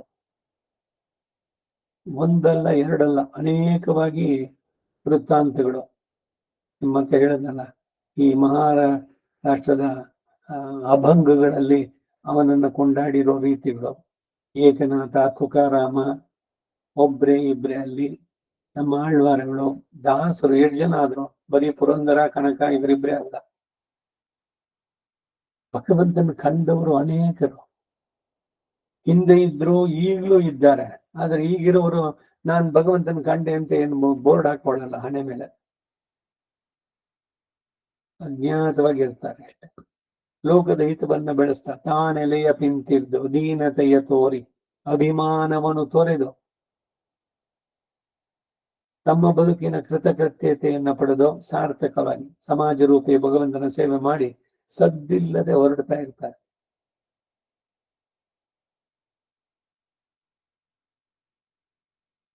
ಶಾಸ್ತ್ರವು ಯಮೇ ವೈಶ ವೃಣುತೆ ತೇನ ಲಭ್ಯ. ಕಠೋಪನಿಷತ್ತಿನ ಮಾತು. ಬಹಳ ಹಿಂದೆ ಎಲ್ಲ ಇದನ್ನ ಅನೇಕ ಬಾರಿ ಹೇಳಿದ್ದಾಗಿದೆ. ನಾಯಮಾತ್ಮ ಪ್ರವಚನೇನ ಲಭ್ಯ ನ ಮೇಧಯ ನ ಬಹುದಾಶ್ರಿತೇನ ಯಮೇ ವೈಶ ವೃಣತೆ ತೇನ ಲಭ್ಯ ನ ಅಯಂ ಆತ್ಮ ಪ್ರವಚನೇನ ಲಭ್ಯ. ಈ ಪರಮಾತ್ಮ ಕೇವಲ ಪ್ರವಚನ ಮಾಡೋದ್ರಿಂದ ಸಿಕ್ಬಿಡ್ತಾನೋ? ನ ಮೇಧಯ, ಬುದ್ಧಿಶಕ್ತಿ ಚೆನ್ನಾಗಿದೆ, ಯಾರನ್ನೇನ್ ಕೇಳೋದು? ಈಗಿನವರ ಧೋರಣೆ. ದೊಡ್ಡವ್ರನ್ನು ಕೇಳಬೇಕಾಗಿಲ್ಲ, ಏನಿದ್ರು ಗೂಗಲ್ ಕೇಳಿದ್ರೆ ಅದೇ ವಾದ್ಯಾರ. ಗೂಗಲ್ ಅಲ್ಲಿ ಸಮಸ್ತವೂ ಗೂಗಲ್ ಅಲ್ಲಿ ಸಿಗುತ್ತೆ. ಅದ್ ನೋಡಿದ್ರೆ ಅದು ಸಿಗುತ್ತೆ ಅಂತ. ಅದಕ್ಕೆ ಕೊಟ್ಟಿರೋದು ಸರಿಯಾಗಿದೆಯೋ ಇಲ್ವೋ ಅದನ್ನ ತಿಳಿಸೋರು ಯಾರು? ನಮ್ಮಲ್ಲಿ ಇದೆಲ್ಲ ಹಿಂದೆ ಎಲ್ಲ ಚರ್ಚೆ ಆಗಿ ಇದು ಸಿದ್ಧಾಂತ ಅಂತ ಕೊಟ್ಬಿಟ್ಟಿದ್ದಾರೆ. ಹಿರಿಯವರು ಅದನ್ನ ಚೆನ್ನಾಗಿ ಕಾಲಕ್ಷೇಪಗಳಲ್ಲಿ ಕೇಳಿ ಇದು ಹೀಗೆ, ಇದಮಿತ್ತಂ, ಇದು ಹೀಗೇನೆ, ಇದು ಹೀಗೂ ಆಗ್ಬೋದು ಹಾಗೂ ಆಗ್ಬೋದು ಅಂತಿಲ್ಲ. ಅದನ್ನ ತಿಳಿಸುವಂತವ್ರು ಗುರುಗಳು ರೋಲ್ ಇದೆ. ಬೇಕೇ ಇಲ್ಲ, ಇವಾಗ ಗುರುವೇ ಬೇಕಿಲ್ಲ ಯಾರಿಗೂ. ಏನ್ ಬೇಕಿದ್ರು ಅಲ್ಲೇ ಸಿಗುತ್ತೆ ಪ್ರತಿಯೊಂದಕ್ಕೂ ಕೂಡ. ಸೊ ಬುದ್ಧಿ ಚೆನ್ನಾಗಿದೆ, ಏನೋ ಮಾಡರ್ನ್ ಎಕ್ವಿಪ್ಮೆಂಟ್ಸ್ ಇದೆ, ಅದರಿಂದ ಮಾಡ್ಕೊಡ್ತೀನಿ. ಗೂಗಲ್ ಇದೆ, ಇನ್ನೇನೋ ಇದೆ, ವಿಕಿಪೀಡಿಯಾ ಇದೆ. ನ ಮೇಧೆಯ ನ ಬಹುದಾಶ್ರುತೇನ. ಏನೋ ತುಂಬಾ ಬೇಕಾದಷ್ಟು ಕೇಳ್ಬಿಟ್ಟಿದ್ದೀನಿ, ಅನೇಕರು ಹೇಳಿದ್ದೆಲ್ಲ. ಬಹುದಾಶ್ರುತೇನ 30 ವರ್ಷದಿಂದ ತಿರುಪಾವೆ, ಪ್ರತಿ ವರ್ಷ ಒಂದ್ಸಲಿನೂ ಮಿಸ್ ಮಾಡಿಲ್ಲ. ನ ಬಹುದಾಶ್ರುತೇನ ಯಮೇ ವೈಶ ವೃಣತೆ ತೇನ ಲಭ್ಯ. ಇದು ಯಾವುದರಿಂದನೂ ಸಿಗೋಲ್ಲ ಭಗವಂತ. ಮತ್ತೆ ಯಾರಿಗೆ ಸಿಗ್ತಾನೆ ಅಂದ್ರೆ ಯಾರನ್ನ ಅವನು ಆರಿಸ್ಕೊಳ್ತಾನೋ ಅಂತವರಿಗೆ ಅವನು ಸಿಗ್ತಾನೆ. ಯಮೇವ ಏಷ ವೃಣುತೆ. ವೃಣು ವರ್ಣ. ಈಗ ಋತ್ವಿಗ್ವರ್ಣ. ಏನ್ ಋತ್ವಿಗ್ವರ್ಣ ಅಂದ್ರೆ ಈ ಯಾಗದಲ್ಲಿ ನಿನ್ನನ್ನ ಜಾಬಾಲಿ, ಇವನು ಕಶ್ಯಪ, ಅವನು ಇದು ಅಂತಂದ್ಬಿಟ್ಟು ಒಬ್ಬೊಬ್ಬರನ್ನು ಒಂದು ಮಹರ್ಷಿಗಳು ಇವರೆಲ್ಲ ಇರ್ಬೇಕು. ಹಾಗೆ ಇವರುಗಳಿಗೆಲ್ಲ ಋತ್ವಿಗ್ವರ್ಣ, ವರಿಸೋದು ವರ್ಣ. ಹಾಗೆ ಭಗವಂತ ಯಾರನ್ನ ವೃಣತೆ ಅಂತಂದ್ರೆ ಯಾರನ್ನ ಅವನ ಆರಿಸ್ಕೊಳ್ತಾನೋ ಅಂತವನಿಗೆ ಅವನು ಸಿಗ್ತಾನೆ. ಈ ಮಾತು ಬಂದಾಗ ಹಾಗಾದ್ರೆ ಭಗವಂತಕ್ಕೆ ಎಲ್ಲ ಕೆಲವರನ್ನ ಆರಿಸ್ಕೊಂಡು ಅವ್ರಿಗೆ ಮಾತ್ರ ಅವನು ತೋರೋದಾದ್ರೆ ಅವನನ್ನ ನೀವು ಇಂಪಾರ್ಶಿಯಲ್ ಅಂತ ಕರಿತೀರೋ? ಬ್ರಹ್ಮಸೂತ್ರಗಳು ಹೇಳುತ್ತೆ ಅವನಿಗೆ ನಮೇ ದ್ವೇಷೋಸ್ತಿ ನ ಪ್ರಿಯ. ಭಗವದ್ಗೀತೆನಲ್ಲಿ ವೈಷಮ್ಯ ನೈರ್ಘಣ್ಯ ಯಾವುದು ಇಲ್ಲದೆ ಇರೋನು. ಅವನಿಗೆ ಯಾರ ಮೇಲೆ ದ್ವೇಷವೂ ಇಲ್ಲ. ಯಾರನ್ನು ತುಂಬಾ ಏನೋ ನನಗೆ ಸೇಬೋ ಮತ್ತೊಂದು ತಂದಿಟ್ರು, ಚಿನ್ನದ ಬೆಟ್ಟ ತಟ್ಟೆನಲ್ಲಿ ಇಟ್ರು, ಅದಕ್ಕಾಗಿ ಅವ್ರಿಗೆ ವಿಶೇಷವಾಗಿ ಅನುಗ್ರಹಿಸಬೇಕು. ಇನ್ಯಾರೋ ಸುಮ್ಮನೆ ಕೈ ಮುಗಿದ, ಈ ತರದ್ದೆಲ್ಲ ಏನಾದ್ರು ಇದೆಯೋ ವೇರಿಯೇಷನ್, ಡಿಗ್ರೇಡೇಷನ್ಸು? ಅಂದ್ರೆ ಏನೂ ಇಲ್ಲ ಭಗವಂತನಿಗೆ. ನಮೇ ದ್ವೇಷೋಸ್ತಿ ನ ಪ್ರಿಯ, ನನಗೆ ಪ್ರಿಯರೂ ಇಲ್ಲ, ನನಗೆ ದ್ವೇಷಿಗಳು ಇಲ್ಲ, ನನಗೆ ಯಾರಿಂದ ಏನೂ ಆಗ್ಬೇಕಾಗಿಲ್ಲ. ಈಗ ಅವನು ಬರ್ತಾನೆ ಭಕ್ತ, ಎಷ್ಟೆಲ್ಲ ತಂದಿಡ್ತಾನೆ, ಇಲ್ಲ ಅವನು ನನ್ನನ್ನು ಕೊಂಡಾಡ್ತಾನೆ, ನನ್ನನ್ನು ಇಂದ್ರ ಚಂದ್ರ ಅಂತ ಕೊಂಡಾಡ್ಬೇಕು, ಅದಕ್ಕಾಗಿ ಅವನಿಗೆ ಏನು ಮಾಡ್ಬೇಕು ಇಲ್ಲ. ಭಗವಂತನಿಗೆ ಏನಾದ್ರು ಬೇಕಾಗಿದೆಯೋ? ಮನ್ನಣೆ ಬೇಕಾ? ರೆಕಗ್ನಿಷನ್ ಬೇಕಾ ಯಾರಿಂದನಾರು? ಅವನು ಸಂಪೂರ್ಣ ಪರಿಪೂರ್ಣ, ಯಾವ ಬಯಕೆಗಳು ಇಲ್ಲ. ಅವನು ಸತ್ಯಕಾಮ, ಅವನು ಬಯಸಿದ್ದೆಲ್ಲ ತಾನಾಗಿ ಆಗುತ್ತೆ. ಅದು ಅವನ ಸಂಕಲ್ಪದಿಂದ ಆಗುವಂತಹದ್ದು. ಅವನು ಏನು ಸಂಕಲ್ಪ ಮಾಡ್ತಾನೋ ಅದನ್ನ ಅವನ ನಿತ್ಯ ಸ್ತುತಿಗಳು ಕಾರ್ಯರೂಪ ಮಾಡಿ ತಂದು ರಿಪೋರ್ಟ್ ಮಾಡ್ತಾರೆ ವಿಶ್ವಕ್ಸೇನ, ಎಕ್ಸಿಕ್ಯೂಟಿವ್ ಡೈರೆಕ್ಟರ್ ಭಗವಂತನಿಗೆ. ಇವನು ಏನ್ ಸಂಕಲ್ಪ ಮಾಡ್ತಾನೋ, ಸೃಷ್ಟಿ ಹಿಂಗಾಗ್ಬೇಕು ಇದು ಅಂತ ಅಂದ್ಬಿಟ್ಟು ಅನ್ಕೊಂಡ್ರೆ ಎಲ್ಲವನ್ನು ಮಾಡಿ ರಿಪೋರ್ಟ್ ಮಾಡೋರು ನಿತ್ಯ ಸ್ತುತಿಗಳು, ಅನಂತ ಗರುಡ ವಿಶ್ವಕ್ಸೇನ ಇವರೆಲ್ಲ. ಹಾಗಾಗಿ ಅವನಿಗೆ ಅಯ್ಯೋ ನಂದೊಂದು ಕೆಲಸ ಆಗ್ಬೇಕಾಗಿತ್ತು, ಇಲ್ಲ ನಾನೇನೋ ಒಂದು ಬಯಸಿದ್ದೆ ಅದು ನನಗೆ ಸಿಕ್ಕಿಲ್ಲ, ಈ ತರ ಸ್ಥಿತಿ ಇಲ್ವೇ ಇಲ್ಲ ಯಾವುದೇ ಸಂದರ್ಭದಲ್ಲಿ. ಮತ್ತೆ ಹಾಗಿದ್ದಾಗ ಅವನು ಯಾರನ್ನು ಕೆಲವನ್ನ ಆರಿಸ್ಕೊಂಡು ಅವರನ್ನ ಮೋಕ್ಷ ಕೊಟ್ಟು ಇನ್ಮಿಕ್ಕವ್ರನ್ನ ಬಿಟ್ರೆ ಅವನನ್ನ ನಿಸ್ವಾರ್ಥಿ ಅಂತ ಕರಿತೀರೋ, ಪಾರ್ಷಿಯಲ್ ಪಕ್ಷಪಾತಿ ಅಂತೀವಿ. ಪಾಂಡವ ಪಕ್ಷಪಾತಿ ದುರ್ಯೋಧನ ಕಡೆಯವರು ಹೇಳುದು ಹಾಗೆ. ಕೃಷ್ಣನನ್ನ ಪಾಂಡವ ಪಕ್ಷಪಾತಿ ಅಂದ್ರೆ ಅವರು ದುರ್ಯೋಧನ ಕಡೆ ಸೇರಿದವರಾಗ್ತಾರೆ. ಪಾಂಡವ ಪಕ್ಷಪಾತಿ ಅಲ್ಲ, ಅವನು ಧರ್ಮದ ಪಕ್ಷಪಾತಿ. ಎಲ್ಲಿ ಧರ್ಮ ಇದೆಯೋ ಅಲ್ಲಿ ಭಗವಂತ ಇದ್ದಾನೆ. ಯತ್ರ ಯೋಗೇಶ್ವರ ಕೃಷ್ಣೋ ಯತ್ರ ಪಾರ್ಥೋ ಧನುರ್ಧರ ತತ್ರ ಶ್ರೀ ವಿಜಯೋರ್ಭೂತಿ ಧ್ರುವಾನಿ ತಿರ್ಮಮ. ಸಂಜಯ ಹೇಳುವ ಕಡೆ ಮಾತಿದೋ, ಎಲ್ಲಿ ಧರ್ಮವೋ ಅಲ್ಲಿ ಯೋಗೇಶ್ವರನಾದ ಕೃಷ್ಣ. ಸೊ ಧರ್ಮಕ್ಕಾಗಿ ಅವನಿದ್ದಾನೆ. ಧರ್ಮ ಸಂಸ್ಥಾಪನಾರ್ಥಾಯ ಸಂಭವಾಮಿ. ಧರ್ಮದಲ್ಲಿದ್ದವರು ಇವರು ಬ್ರಾಹ್ಮಣರು, ಇವರು ರಾಕ್ಷಸರು, ಅವರು ಇವರು ಯಾರು ಇಲ್ಲ. ಯಾರು ಅದನ್ನ ಅನುಸರಿಸ್ತಾರೋ ಅಂತವರನ್ನು ಅವನು ಮಾನ್ಯ ಮಾಡಿದ್ದಾನೆ. ದೇವತೆಗಳಲ್ಲಿ ಇವನನ್ನು ಧಿಕ್ಕರಿಸಿದವರಿಗೆ ಶಾಪವೂ ಇದೆ, ಹಾಗೆ ರಾಕ್ಷಸರಲ್ಲಿ ಇವನನ್ನು ಆಶ್ರಯಿಸಿದವರಿಗೆ ಪುರಸ್ಕಾರನೂ ಇದೆ.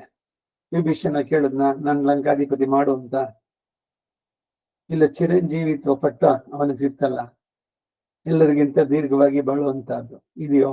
ಎಲ್ಲಿಯ ತನಕ ರಾಮನಾಮ ಇರುತ್ತೋ ಅಲ್ಲಿ ತನಕ ಅವನು ಇರ್ತಾನೆ. ಪ್ರತಿದಿನ ವಿಭೀಷಣ ಬರ್ತಾನೆ ರಂಗನಾಥನನ್ನು ನಮಸ್ಕಾರ ಮಾಡೋಕೆ. ಇಂದಿರ ನಾಣಯಂ ತಾನು ಒಂದಿವನೋ ಎಂಬೆರುಮಾನನ್ ಕೋಯಿಲೆನ್ನು ಆಶಲ್. ಹೀಗೆ ಭಗವಂತನನ್ನು ಇವರು ಆರಿಸ್ಕೊಂಡ್ರು, ಅದರಿಂದ ಭಗವಂತ ಆರಿಸಿಕೊಂಡ. ಇದು ಅದಕ್ಕೆ answer. You choose God, God will choose you. ನೀವು ಭಗವಂತನ ಬಿಟ್ಟು ಬೇರೆ ಬೇರೆ ಏನೇನೋ ಕೇಳಿದ್ರೆ ಅದನ್ನು ಕೊಡ್ತಾನೆ, ಅವನ್ ಸಿಗೋಲ್ಲ. ಐಶ್ವರ್ಯ ಕೊಡು, ಆರೋಗ್ಯ ಕೊಡು, ರೋಗದಿಂದ ಪರಿಹಾರ ಮಾಡು, ಮಗನಿಗೆ ಕೆಲಸ ಸಿಕ್ಕಿಲ್ಲ ಅದಾಗ್ಲಿ, ಮಗಳಿಗೆ ಮದುವೆ ಆಗಿಲ್ಲ ಆಗ್ಲಿ, ಮದುವೆ ಆಯ್ತಾ ಮಕ್ಳಾಗ್ಬೇಕು, ಮಕ್ಳಾದ್ರೆ ಅವ್ರಿಗೆ ಸಿಗ್ಲಿ. ನಿಮ್ದು ಲಿಸ್ಟು ಎಲ್ಲವೂ ಉದ್ದಕ್ಕೂ ಹೋಗ್ತಾನೆ ಇದೆ. ಕಡೆ ಉಸಿರಿಡೋ ತನಕನೂ ನಾವು ಬೇಕು ಬೇಕು ಬೇಕು ಅಂತಾನೆ ಇಟ್ಕೊಂಡಿರ್ತೀವಿ. ಆದ್ರೆ ಭಗವಂತ ಬೇಕು ಅನ್ನೋದನ್ನ ಯಾವಾಗ ನಾವು ಕಲಿತೀವಿ? ಇದು ಆಚಾರ್ಯನ ಕೃಪೆ ಉಂಟಾದ್ರೆ ಬರುವಂತದ್ದು. ನನಗೆ ನಿನ್ನ ಬಿಟ್ಟು ಬೇರೆ ಏನು ಬೇಡ, ನನಗೆ ಅಂತ ಏನು ಬೇಕಿಲ್ಲ, ನಾನು ಅನ್ನೋನು ನಿನಗೆ ಸೇರಿದವನು. ನಿನ್ನ ಕೈಂಕರ್ಯ ನೀನು ಈ ಶರೀರದಿಂದ ಈ ಆತ್ಮದಿಂದ ನೀನು ನಡೆಸಿಕೋ. ಅದರಿಂದ ಈ ಬಾಳು ನನ್ನದು ವ್ಯರ್ಥವಾಗದೆ ಇರಲಿ. ಶರೀರ ಕೊಟ್ಟವನು ನೀನು, ಈ ಆತ್ಮ ನಿನಗೆ ಸೇರಿದ್ದು. ಈ ಆತ್ಮ ಅನ್ನೋದು ನಿನಗೆ ಶರೀರ. ನೀನು ಇಲ್ದಿದ್ರೆ ನಾನೊಂದು ಶವನ. ಈ ಭಾವದಿಂದ ಸವನ್ನು ಸಮರ್ಪಕವಾಗಿ ಮಾಡ್ಬೇಕಾದ್ರೆ ಅಲ್ಲಿ ಈ ಬೈಕಿ ಕೇಳೋದು ಬರುವುದೇ ಇಲ್ಲ. ಯಾಕೆಂದ್ರೆ ಇವರು ಸರಿಯಾಗಿ ಅರ್ಥ ಮಾಡ್ಕೊಂಡ್ರೆ ನಾನು ನನಗಾಗಿ ಬಂದಿಲ್ಲ, ಇಲ್ಲಿ ನನ್ನ ಉದ್ಧಾರ ಅಲ್ಲ, ಭಗವಂತನ ಕಾರ್ಯಕ್ರಮ ಏನೇ ಇದ್ರೂ ಕೂಡ ಅವನಿಗಾಗಿ, ಸರ್ವವೂ ಅವನಿಗೆ. ಕಾಯ ವಾಚ ಮನಸ, ಕಾಯೇನ ವಾಚ ಮನಸೇಂದ್ರಿಯರ್ವಾ ಬುದ್ಧ್ಯಾತ್ಮನಾವ ಪ್ರಗತಿ ಸ್ವಭಾವತೆ ಕರೋಮಿ ಯದ್ಯತೆ.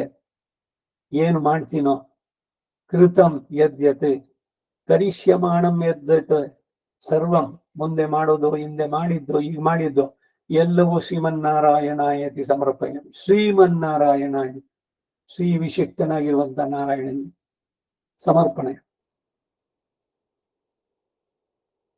ಈ ಸಮರ್ಪಣೆ ಇದೆಯಲ್ಲ, ಅದು ಆತ್ಮ ಸಮರ್ಪಣೆ. ಮಾಂ ಮದೀಯಂಚ ನಿಖಿಲಂ ಚೇತನ ಅಚೇತನಾತ್ಮಕ ಸ್ವಕೈಂಕರ್ಯೋಪಕರಣಂ. ಹೇ ಭಗವಂತ, ನಿನ್ನ ಕೈಂಕರ್ಯಕ್ಕಾಗಿ ನೀನೇ ನನ್ನನ್ನ ಇದರಲ್ಲಿ ತೊಡಗಿಸಿದೆ. ನ ಪ್ರವರ್ತಯ ಪಾಪಾನಿ ಪ್ರವೃತ್ತಾನಿ ನಿವೃತ್ತಯ. ನ್ಯಾಸ ದಶಕವನ್ನ ಪ್ರತಿದಿನ ಪ್ರತಿ ಕ್ಷಣ ಅನುಸಂಧಾನ ಮಾಡಬೇಕು. ಅಷ್ಟು ಸುಂದರವಾಗಿ ಅದನ್ನ ಯೋಜಿಸಿದ್ದಾರೆ ಬರೆದವರು ವಾಯುದಾನದೇಶಿಕರು. ನ್ಯಾಸ ದಶಕ ಇದಾದ್ಮೇಲೆ ನ್ಯಾಸ ವಂಶಿತನ ಅದ್ರ ಇನ್ನೂ ವಿಸ್ತೃತ ರೂಪ ಅದು. ಸಂಸಾರ ಆವರ್ತ ವೇಗ ಪ್ರಶಮನ ಶುಭ ದೀಕ್ಷಿತ ಪರೀಕ್ಷಿತ ಓಂ ನ್ಯಾಸ ವಿಂಶತಿಯ ಶ್ಲೋಕ ಅದು. ಈ 10 ಜೊತೆಗೆ ಹನ್ನೊಂದು ಸೇರಿಸಿರೋದು ನಾವು ಅಂದ್ರೆ ಪೂರ್ವಾಚಾರ್ಯರು. ಆರಾಧನೆ ಮಾಡ್ಬೇಕಾದ್ರೆ, ಗಂಧ ತೆಗಿಬೇಕಾದ್ರೆ ಅದಕ್ಕೆ ನ್ಯಾಸ ದಶಕವನ್ನು ಹೇಳೋದು. ಬರೀ ಯಾವಾಗ ಮಾತ್ರ ಹೇಳೋದು ಅಂತಲ್ಲ, ಸದಾ ಹೇಳ್ತಿರ್ಬೋದು. ಯಾವಾಗ ನಿಮಗೆ ಭಯವೋ ಅಥವಾ ಏನೋ ಸುಮ್ಮನೆ ಕೂತಿದ್ದೀನಿ ಅಂದ್ರೆ ನ್ಯಾಸ ದಶಕ ಅನುಸಂಧಾನ ಮಾಡಿ.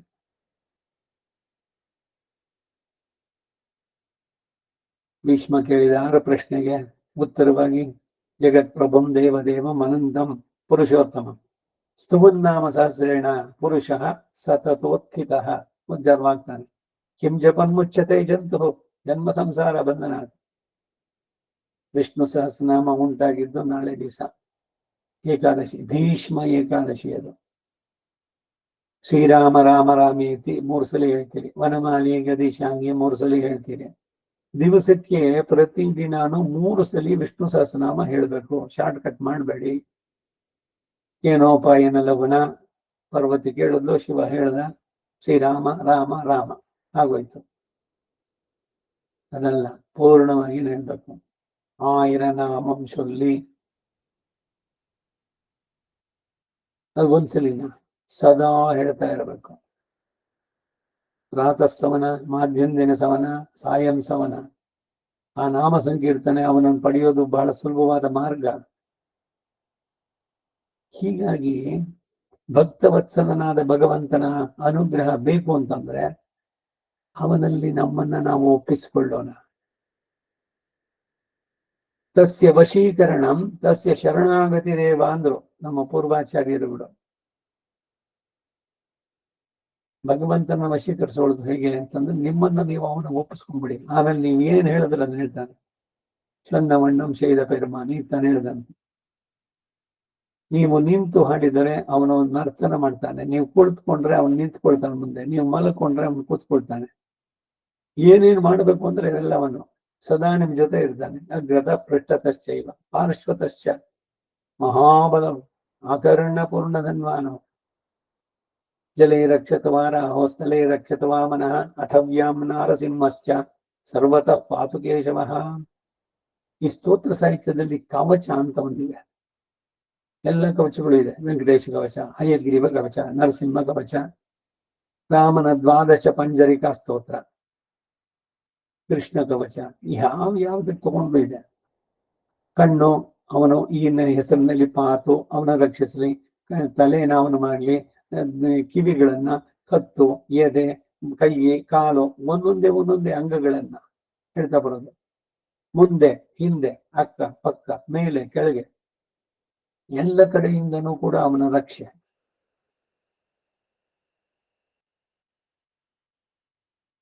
ಇದಕ್ಕಾಗೇನೆ ಈಗ ಶಟಾರಿ ತಗೊಂಡು ಬರ್ಬೇಕಾದ್ರೆ ಶ್ರೀರಾಮ ರಕ್ಷೆ, ಅವನ ಪಾದ ನಿಮ್ ತಲೆ ಮೇಲೆ ಇಡೋದು. ಅವನು ನಿಮಗೆ ಸದಾ ರಕ್ಷಕನಾಗಿರ್ಲಿ. ಆಕರ್ಣ ಪೂರ್ಣ ಧನ್ಮಾನೋ ರಕ್ಷೇತಾಂ ರಾಮ ಲಕ್ಷ್ಮಣೋ.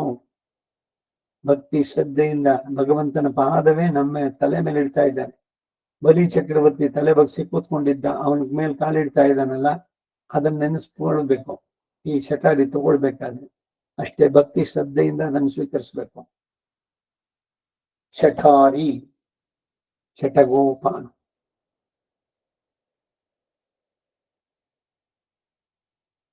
ಯಮೇ ವೈಶವರುಣತೆ ತೇನ ಲಭ್ಯ ಎಂಬುದಾಗಿ ಯಾರನ್ನು ಭಗವಂತನು ಬರೆಸ್ತಾನೋ ಅವನಿಗೆ ಆ ಸರ್ವೇಶ್ವರನ ವಶನಾಗ್ತಾನೆ ಅಂತ ಹೇಳುದು. ಯಾಕೆ ಹಂಗೆ ಅಂತಂದ್ರೆ ಇವನು ಅವನನ್ನು ಬಿಟ್ಟು ಬೇರೆ ಎಲ್ಲರನ್ನು ಬಿಟ್ಟು ಅವನನ್ನೇ ಬಯಸಿದ. ಅರ್ಜುನ ಇವನ ಅಕ್ಷೋಹಿಣಿ ಸೈನ್ಯಗಳು ಬೇಡ, ನೀನೊಬ್ಬ, ಅದು ನಿರಾಯುಧನಾಗಿರೋ ನೀನೊಬ್ಬ ನಮ್ ಕಡೆ ಇದ್ರೆ ಸಾಕು ಅಂತ ಭಗವಂತನನ್ನು ಆರಿಸ್ಕೊಳ್ಬೇಕು. ಹಾಗೆ ಭಕ್ತರು ಯಾರು ಭಗವಂತನನ್ನೇ ಆರಿಸ್ಕೊಳ್ತಾರೋ ಅಂತವರನ್ನ ಭಗವಂತ ವಿಶೇಷವಾಗಿ ಆರಿಸ್ಕೊಳ್ತಾನೆ. ರೆಸಿಪ್ರೊಕೇಶನ್. ಹಾಗೆ ಪರಮಾತ್ಮನನ್ನ ವಶಪಡಿಸಿಕೊಳ್ಳಲು ಭಕ್ತಿ ಅಥವಾ ಪ್ರಪತ್ತಿಗಳೇ ಉಪಾಯಗಳು ಎಂದು ಶಾಸ್ತ್ರ ತಿಳಿಸುತ್ತೆ. ಭಕ್ತಿಯ ಅದು ಅನನ್ಯ ಶಕ್ಯ ಮದ್ಭಕ್ತಿಂ ಲಭತೆ ಪರಾಂ. ಭಕ್ತಿ, ಪರಭಕ್ತಿ, ಪರಜ್ಞಾನ, ಪರಮ ಭಕ್ತೈಕ ಸ್ವಭಾವಂ ಮಾಂ ಕುರುಷ್ವ. ಆ ಪರಮ ಭಕ್ತಿಯ ದಶೆಯಲ್ಲಿ ಏನು, ಭಕ್ತನಾದವನು ತನ್ನನ್ನ ಪೂರ್ಣವಾಗಿ ಭಗವಂತನಿಗೆ ಒಪ್ಪಿಸ್ಬಿಡ್ತಾನೆ. ಅಶೇಷತಃ ಪೂರ್ಣವಾಗಿ ಸಮರ್ಪಣೆ. ಮಾಂ ಮದೀಯಂಚ ನಿಖಿಲಂ. ನಿಖಿಲಂ ಅಂದ್ರೆ ಒಂದು ಚೂರು ಬಿಡದೆ, ಚೇತನ ಅಚೇತನಾತ್ಮಕ. ನನ್ನ ಹೆಂಡತಿ, ನನ್ನ ಮಕ್ಕಳು, ನನ್ನ ಬಂಧುಗಳು, ನನ್ನ ಆಸ್ತಿ, ಚರ, ಮೂವಬಲ್ ಇಮೂವಬಲ್ ಪ್ರಾಪರ್ಟೀಸ್. ಸ್ವಕೈಂಕರ್ಯೋಪಕರಣಂ. ಹೇ ವರದ ಸ್ವೀಕುರು ಸ್ವಯಂ. ನನ್ನನ್ನೇ ಸ್ವೀಕಾರ ಮಾಡು. ನನ್ನನ್ನೇ ನಾನು ನಿನಗೆ ಒಪ್ಪಿಸಿಕೊಂಡಿದ್ದೇನೆ. ಇನ್ನು ನಾನು ನಾನಾಗಿ ಉಳಿದಿಲ್ಲ. I don't belong to myself anymore. ಅಹಂ ನಾರಾಯಣಾಯ ಭವೇಯಂ ನ ಮಮಸ್ಯಾಂ. ಇದು ಅಷ್ಟಾಕ್ಷರಿ. ಅದರ ಅರ್ಥ ಇದು ಜಪಿಸ್ಬೇಕಾದ್ರೆ ಪ್ರಣವೇನ ಸಹ ನಮೋ ನಾರಾಯಣಾಯ. ನಾರಾಯಣಾಯ ಅಂದ್ರೆ ನಾರಾಯಣನಿಗೆ, ನ ಅನ್ಯ, ಬೇರೆ ದೇವತೆಗಳಿಗಲ್ಲ, ಹಾಗೆ ನನಗೂ ಸ್ವಂತಕ್ಕೂ ಅಲ್ಲ, ನಾರಾಯಣನಿಗೆ ಅಂತ ಬರೋದು. ಹಾಗೆ ನನ್ನನ್ನೇ ನಾನು ಒಪ್ಪಿಸಿಕೊಂಡ ಮೇಲೆ ಇನ್ನು ನಾನು ಅನ್ನೋದೆಲ್ಲಿದೆ? ಯಾವಾಗ ನಾನು ಅನ್ನೋದು ಇಲ್ವೋ ಇನ್ನು ನನ್ನದು ಅನ್ನೋದು ಎಲ್ಲಿ ಬರುತ್ತೆ? ಅಹಂ ಅನ್ನುವಂಥದ್ದನ್ನ ಭಗವಂತನಿಗೆ ನೀವು ಒಪ್ಸಿದ್ದಾದ್ರೆ ಮಮ ಅನ್ನೋದು ಬರೋದೇ ಇಲ್ಲ ನೆಕ್ಸ್ಟ್. ಯಾಕೆಂದ್ರೆ ನೀವಾಗಿ ಇಲ್ಲ, ಇವಾಗ ನೀವು ಭಗವಂತನ ಸೇರಿದವರು. ಸೊ ನಿಮ್ಮ ಯೋಗಕ್ಷೇಮ ಅವನ್ ನೋಡ್ಕೊಳ್ತಾನೆ. ಒಪ್ಪಿಸ್ಬಿಟ್ಟಿದ್ದೀರಿ. ಒಪ್ಪಿಸಿ ನೆಮ್ಮದಿಯಿಂದ ಇರಬೇಕು. ನಿಜವಾಗ್ಲೂ ಒಪ್ಪಿಸ್ಬೇಕು. ಬರೀ ಬಾಯಿನಲ್ಲೇ ದೊಡ್ಡದಲ್ಲ. ಎನ್ಮೋ ಎಲ್ಲ ಚೊಲ್ರ ಆನಾಲು ನಮ್ದೇ ಭದ್ರತೆ ಎಲ್ಲ ಇದ್ನು ಗೀಕೆಲ್ಲ ಸರಿ ಹಾಕಿದೀಯೋ. ಈಗ ಭಗವಂತನ ಪ್ರಪತ್ತಿ ಮಾಡ್ಕೊಂಡಿದ್ದೀನಿ, ಬಾಗಿಲು ತೆಗೆದ್ಬಿಟ್ಟು ಮಾಡ್ಕೊಂಬಿಡಿ. ಎಲ್ಲರೂ ಇದೆಯಾ, ಹಳ್ಳಿದೆಯಾ? ಹೀಗೆ ಬುದ್ಧಿ ಇಲ್ವಾ ನಿಮಗೆ? ವಿವೇಕ ಇದೆಯಾ ಇಲ್ವೋ? ಭಗವಂತ ರಕ್ಷಣೆ ಮಾಡ್ತಾನೆ. ಈಗ ತಲೆ ಗಟ್ಟಿಯಾಗಿದೆ ಅಂತ, ಗಟ್ಟಿಯಾಗಿದೆ ಇಲ್ವೋ ನೋಡೋಣ ಅಂತ ಅಂದ್ಬಿಟ್ಟು ಕಲ್ಲಿಗೆ ಚಚ್ಕೊಂಡ್ರೆ ವಿವೇಕವಾದ. ಮನುಷ್ಯ ಪ್ರಯತ್ನ ಇದೇ ಕೂಡ ನಿನ್ನೆ ದಿವಸ ಬಂದಿದ್ದು ಭಗವದ್ಗೀತೆನಲ್ಲಿ. ದೈವ ಸಂಕಲ್ಪ ಒಂದೇ, ದೈವ ಸಂಕಲ್ಪ ಪ್ರಧಾನ. ಮನುಷ್ಯ ಪ್ರಯತ್ನವೂ ಅಲ್ಲಿರ್ಬೇಕು. ಕರ್ತ ಶಾಸ್ತ್ರಾರ್ಥವತ್ವ. ಕಾಯ ವಾಚ ಮನಸ ನೀವು ಬುದ್ಧಿ ಕೊಟ್ಟಿದ್ದಾನೆ. ಡಿಸ್ಕ್ರಿಷನ್, ಯಾವ್ದು ಸರಿ ತಪ್ಪು ಅನ್ನೋ ಅರಿವನ್ನು ಕೊಟ್ಟಿದ್ದಾನೆ. ತಿಳಿಸುವುದಕ್ಕೆ ಶಾಸ್ತ್ರಗಳನ್ನು ಕೊಟ್ಟಿದ್ದಾನೆ. ಆಚರಿಸೋ ಸ್ವಾತಂತ್ರ್ಯ ಕೊಟ್ಟಿದ್ದಾನೆ. ಯಾವ್ದನ್ನ ಆರಿಸ್ಕೊಳ್ತೀರಿ ಅದಕ್ಕೆ ಸರಿಯಾದ ಫಲ ಅವನು ಕೊಡ್ತಾನೆ. ಒಳ್ಳೇದಕ್ಕೆ ಆರಿಸ್ಕೊಂಡ್ರು ಅವನೇ ಕೊಡವನು, ಕೆಟ್ಟದನ್ನ ಆರಿಸ್ಕೊಂಡ್ರು ಫಲ ಕೊಡವನು ಅವನೇನೆ. ಎರಡಕ್ಕೂ ಹೊಣೆಗಾರ ಭಗವಂತನಲ್ಲ. ನೀವು ಕೇಳಿದ್ದನ್ನು ಅವನು ಕೊಡ್ತಾನೆ. ಅದರಿಂದ ಏನನ್ನ ಆರಿಸ್ಕೊಳ್ತೀರಿ? ಆರಿಸೋದಕ್ಕೆ ನಿಮಗೆ ಚಾಯ್ಸ್ ಕೊಟ್ಮೇಲೆ ನೀವು ಭಗವಂತನ ಹೆಂಗ್ ಬ್ಲೇಮ್ ಮಾಡ್ತೀರಿ? ನೀವೇನು ಆರಿಸ್ಕೊಂಡ್ರು ಅದ್ರ ಮೇಲೆ. ಉಪ್ಪು ತಿಂದ್ರಿ, ಕುಡೀರಿ ನೀರು.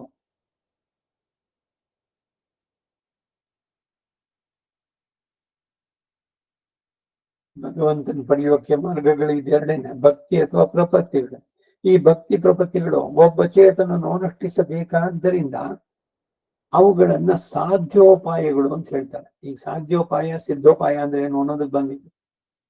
ಸಾಧ್ಯೋಪಾಯ ಅಂದ್ರೆ ಭಗವಂತನನ್ನ ಪಡೆಯೋದಕ್ಕೆ ಸಾಧನವಾದದ್ದು ಯಾವುದು? ಭಕ್ತಿ ಪ್ರಪತ್ತಿಗಳು. ಆದರೆ ಈ ಸಾಧ್ಯೋಪಾಯದಿಂದ ಪ್ರೀತನಾದ ಪರಮಾತ್ಮನೇ ಮೋಕ್ಷ ಫಲವನ್ನು ಕೊಡೋದ್ರಿಂದ ಅವನು ಸಿದ್ಧೋಪಾಯನಾಗ್ತಾನೆ. ಈಗ ಪ್ರಪತ್ತಿ ಮಾಡಿದ್ರಿ, ಮಾಡಿದ ತಕ್ಷಣ ಪ್ರಪತ್ತಿ ಮಾಡ್ಬಿಟ್ಟಿದ್ದೀನಿ ನಾನು, ಖಂಡಿತ ಅವನು ಕೊಡಬೇಕು ಇಲ್ಲ. ಪ್ರಪತ್ತಿಯಿಂದ ಭಗವಂತ ಪ್ರೀತನಾಗಿ ಅವನು ಕೊಡೋದು. ಪ್ರಪತ್ತಿ ಮಾಡ್ಬಿಟ್ಟಿದ್ದೀನಿ, ಈಗ ಆಫೀಸ್ನಲ್ಲಿ ರಿಜಿಸ್ಟರ್, ಅಟೆಂಡೆನ್ಸ್ ರಿಜಿಸ್ಟರ್ ಸೈನ್ ಮಾಡಿದ್ಮೇಲೆ ಅವನೆಲ್ಲ ಅವ್ರ ಅಪ್ಪನು ಕೊಡ್ಬೇಕು ಸ್ಯಾಲ್ರಿ. ಹೀಗೆ ಇಲ್ಲಿ ಡಿಮ್ಯಾಂಡ್ ಮಾಡೋದಕ್ಕಾಗಲ್ಲ. ಆದ್ರೆ ಪ್ರಪತ್ತಿಯನ್ನ ಮಾಡಿದ್ದಾದ್ರೆ ಅದರಿಂದ ಪ್ರೀತನಾಗಿ ಕೊಡುವವನು ಭಗವಂತ. ಆ ಪ್ರಪತ್ತಿ ಇದೆಯಲ್ಲ ಅದಷ್ಟೇ ಅಲ್ಲ,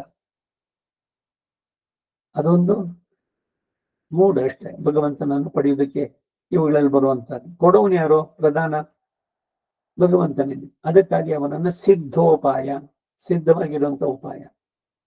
ಆ ಸರ್ವೇಶ್ವರನ ಸೌಲಭ್ಯವೇ ಮೊದಲಾದ ಕಲ್ಯಾಣ ಗುಣಗಳೇ ಅವನ ಹೀಗೆ ವ್ಯಾಜವಾದ ಭಕ್ತಿ ಪ್ರಪತ್ತಿಗಳಿಂದ ವಶನಾಗಲು ಕಾರಣವಾಗುತ್ತೆ. ಅವನ ಸೌಲಭ್ಯ, ಸೌಶೀಲ್ಯ ಕೇಳುದೇನೆ ನಮಗೆ ಅನುಗ್ರಹಿಸ್ತಾನೆ. ಹಿಂದೆನೂ ಒಂದು ಉದಾಹರಣೆ ಹೇಳಿದ್ದೆ. ದೇವಸ್ಥಾನಕ್ಕೆ ಹೋಗ್ತೀರಿ, ಸಾಮಾನ್ಯವಾಗಿ ಗರ್ಭಗುಡಿಯಿಂದ ಸ್ವಲ್ಪ ಹೊರಗಡೆ ನಿಂತ್ಕೊಳ್ತಿರಲ್ಲ, ಅಲ್ಲಿ ಹೋಗ್ಬೇಕಾದ್ರೆ ಬಾಗಿಲು ಸ್ವಲ್ಪ ಕಡಿಮೆ ಇರುತ್ತೆ, ನೀವು ತಲೆ ಬಗ್ಗಿಸ್ಬೇಕು. ಕಲ್ಲಿನ ಫ್ರೇಮ್ ಅದು, ಎಲ್ಲಿ ನೆತ್ತಿ ಹೊಡೆಯುತ್ತೋ ಅಂತ ನೀವು ಬಗ್ಸಿದಿರಿ, ನಿಮ್ಮ ಗಮನ ಎಲ್ಲ ತಲೆಗೆ ಎಲ್ಲಿ ತಗುಲುತ್ತೋ ಅನ್ನೋದ್ರ ಕಡೆ ಇರುತ್ತೆ. ಆದ್ರೆ ಎದುರುಗಡೆ ನೋಡ್ಕೊಂಡು ನಿಂತಿದ್ದಾನಲ್ಲ ಭಗವಂತ, ನನಗಾಗಿ ಇವನು ತಲೆ ಬಗ್ಗಿಸಿ ಬಂದ ಅಂತ ಹೇಳಿಬಿಟ್ಟು ಅವನನ್ನ ಅಯಾಚಿತಂ ದದ್ಯಾತ್. ಇದು ಯಾದೃಚ್ಛಿಕವಾಗಿ ಬರುವಂತಹದ್ದು ಭಗವಂತನ ಕೃಪೆ. ಏನೋ ಒಂದು ಒಳ್ಳೆ ಕೆಲಸ, one small good deed, it never goes waste. ನೀವು ಆ ಉದ್ದೇಶ ಇಟ್ಕೊಂಡು ಮಾಡಿದ್ದಿಲ್ಲ. ಇಲ್ಲೇನು ಉದ್ದೇಶ? ಅಲ್ಲಿ ಹೋಗ್ಬೇಕಾದ್ರೆ ತಲೆಗೆ ಹೊಡೆಯುತ್ತೆ ಅಂತ ನೀವು ತಲೆ ಬಗ್ಸಿದ್ದು. ಭಗವಂತ ಇವನು ನತಮಸ್ತಕನಾದ,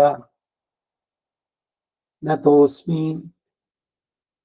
ನತೋಸ್ಮಿ ಅಂದ್ರೇನು? ತಲೆ ಬಗ್ಗಿಸಿ ಎರಡು ಕೈಯನ್ನು ಪ್ರಾಂಜಲಿ ರಾಂಜನು. ಆಂಜನೇಯನ ಪ್ರಾರ್ಥನೆಯಲ್ಲಿದೆ, ಪತಂಜಲಿ ಸ್ತೋತ್ರದ ಇದ್ರಲ್ಲಿ ಬರ್ಬೇಕಾದ್ರು ಅಷ್ಟೇ. ಯೋಗೇನ ಚಿತ್ತಸ್ಯ ಪದೇನ ವಾಚ ಮಲಂ ಶರೀರಸ್ಯ ಚ ವೈದ್ಯಕೇನ ಯೋಪಾಕರೋತಂ ಪ್ರವರಂ ಮುನೀನಾಂ ಪತಂಜಲಿಂ ಪ್ರಾಂಜಲಿರಾನತೋಸ್ಮಿ. ಎರಡು ಕೈಯನ್ನ ಸೇರಿಸಿ ತಲೆಯ ಮೇಲೆ ಇಟ್ಟು ಬಗ್ಗಿಸಿ ತಲೆಯನ್ನ ಅವನಿಗೆ ನಮಸ್ಕಾರ. ಶಿರಸ್ಸಿ ಅಂಜಲಿ ಮಾದಾಯ, ಅಂಜಲಿ ಪರಮಾಮುದ್ರ. ಎರಡು ಕೈಯನ್ನ ಜೋಡಿಸಿ ಕೈಯನ್ನ ಮೇಲಕ್ಕೆ ಎತ್ತು ಬಿಟ್ರೆ, ಒಂದು ಸಲಿ ಮುಕುಂದ ನರಸಿಂಹ ಜನಾರ್ದನ ಅಂತ ಹೇಳ್ಬಿಟ್ರೆ, ನಾನೇ ಅವನ ಕಡೆಯ ಕಾಲವನ್ನು ನೆನೆಸ್ಕೊಂಡು ನಯಾಮಿ ಪರಮಾಂಗತಿಮ್ ಅಂತ ಈ ವರಹ ಚರ್ಮ ಶ್ಲೋಕದಲ್ಲಿ ಹೇಳಿದಂತೆ ನರಸಿಂಹ ಚರ್ಮ ಶ್ಲೋಕ ಒಂದಿದೆ, ಅದರಲ್ಲಿ ಅವನೇ ಹೇಳಿದ್ದಾನೆ. ಇವೆಲ್ಲ ಸಿದ್ಧವಾದದ್ದು. ಅವನು ಖಂಡಿತ ಬದ್ಧನಾಗಿದ್ದಾನೆ ಅದಕ್ಕೆ. ರಾಮೋದ್ವಿಗ್ನ ಅಭಿಭಾಷತೆ, ರಾಮನ ಬಾಯಿನಲ್ಲಿ ಎರಡು ಮಾತು ಬರೋಲ್ಲ. ಅದು ತ್ರೇತಾಯುಗದಲ್ಲಿ ಹೇಳಿದ್ದು. ಇವತ್ತಿಗೆ ಅದು ಅಂದ್ರೆ ಅವತ್ತು ಹೇಳಿದ್ ನಂದೇ ಮಾತು, ಇವತ್ತು I am bound by that word ಅಂತಾನೆ. ಶರಣಾಗತಿ ಗದ್ಯದಲ್ಲಿ ಸಂವಾದ ಯೇಷ, ರಂಗನಾಥನಿಗೂ ರಾಮಾನುಜರಿಗೂ ನಡೆದ ಸಂವಾದ ಅದು. ನೀನೇ ತಾನು ಹೇಳಿದ್ದದ್ನ. ತಮಾಸ್ಮೀತಿ ಚ ಯಾಚತೆ ಅಭಯಂ ಸರ್ವಭೂತೇಭ್ಯೋ ದದಾಮಿ ತದ್ವ್ರತಂ ಮಮ ಸಕೃದೇವ.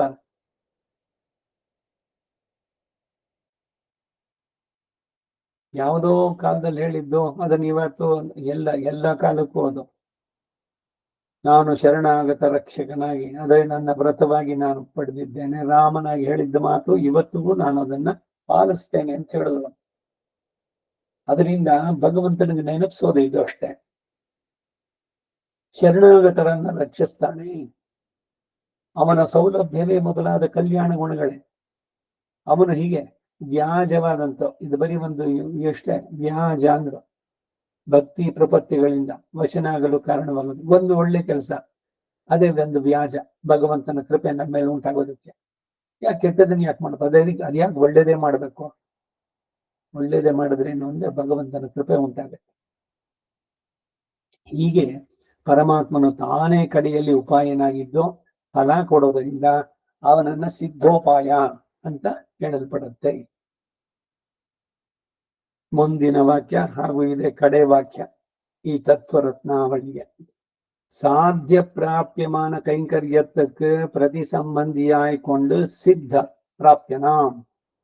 ಸಾಧ್ಯ ಪ್ರಾಪ್ಯವಾದ ಮುಕ್ತನ ಕೈಂಕರ್ಯಕ್ಕೆ ಪ್ರತಿ ಸಂಬಂಧಿಯಾಗಿ ಅನುಭವಿಸಲ್ಪಡುವ ಫಲವಾಗಿಯೂ ಇವನು ಸಿದ್ಧನಾದ ಪ್ರಾಪ್ಯನೂ ಆಗಿದ್ದಾನೆ. ಪಡೆಯಬೇಕಾದವನೇನು?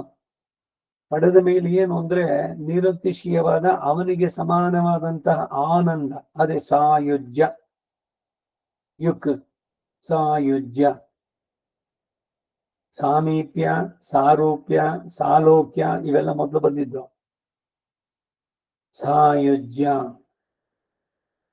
ಎಷ್ಟು ಕೋಟಿ ಜನ್ಮಗಳಿಂದ ನಿನಗಾಗಿ ಕಾಯ್ತಾ ಇದ್ದೆ, ಹಬ್ಬ ಕಡೆಗೂ ಬಂದ್ಬಿಟ್ಟಿಯಲ್ಲ ಅಂತ ಹೇಳಿ ಪ್ರೀತಿಯಿಂದ ಆಲಂಗಿಸಿಕೊಂಡು ತನ್ನ ತೊಡೆ ಮೇಲೆ ಕೂರಿಸ್ಕೊಂಡು ಒಬ್ಬೊಬ್ಬ ಮುಕ್ತನಾದವನನ್ನು ಒಂದೊಂದು ಮಣಿ ಮತ್ತು ರತ್ನಗಳಂತೆ ಸೇರಿಸಿ ಒಂದು ಮಾಲೆಯಾಗಿ ಹಾಕೊಂಡು ತನ್ನ ಜೊತೆನಲ್ಲೇ ಇಟ್ಕೊಳ್ಳೋದು. ಇನ್ನು ಮುಂದಕ್ಕೆ ನಿನಗೆ ಈ ಲೀಲಾ ಪ್ರಪಂಚದಲ್ಲಿ ಮತ್ತೆ ಮತ್ತೆ ಜನ್ಮ ಇಲ್ಲ.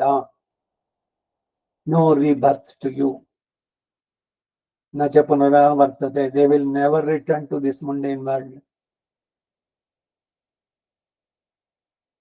ಅವನಲ್ಲಿ ಹೋದರೆ ಅದು ನಿರತಿಶಯವಾದ ಆನಂದ. ಸದಾ ಪಶ್ಯಂತಿ ಸೂರ್ಯ. ಭಗವಂತನ ಕೈಂಕರ್ಯ ಮಾಡೋದೇನೆ. ನಾವು ಹೋಗಲ್ಲಿ ಭಗವಂತನೇ ಆಗೋಲ್ಲ ಮೋಕ್ಷದಲ್ಲಿ.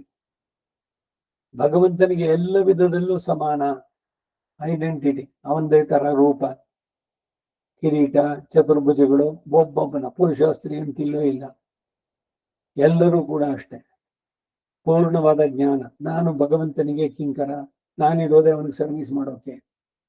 ಏಕದಾ ಭವತಿ, ದ್ವಿಧಾ ಭವತಿ, ಅನೇಕದಾ ಭವತಿ. ಉಪನಿಷತ್ತುಗಳು ಹೇಳುತ್ತೆ. ಶ್ವೇತಾಶ್ವತರ ಉಪನಿಷತ್ತು, ಕೌಶೀತಕಿಯ ಉಪನಿಷತ್ತು.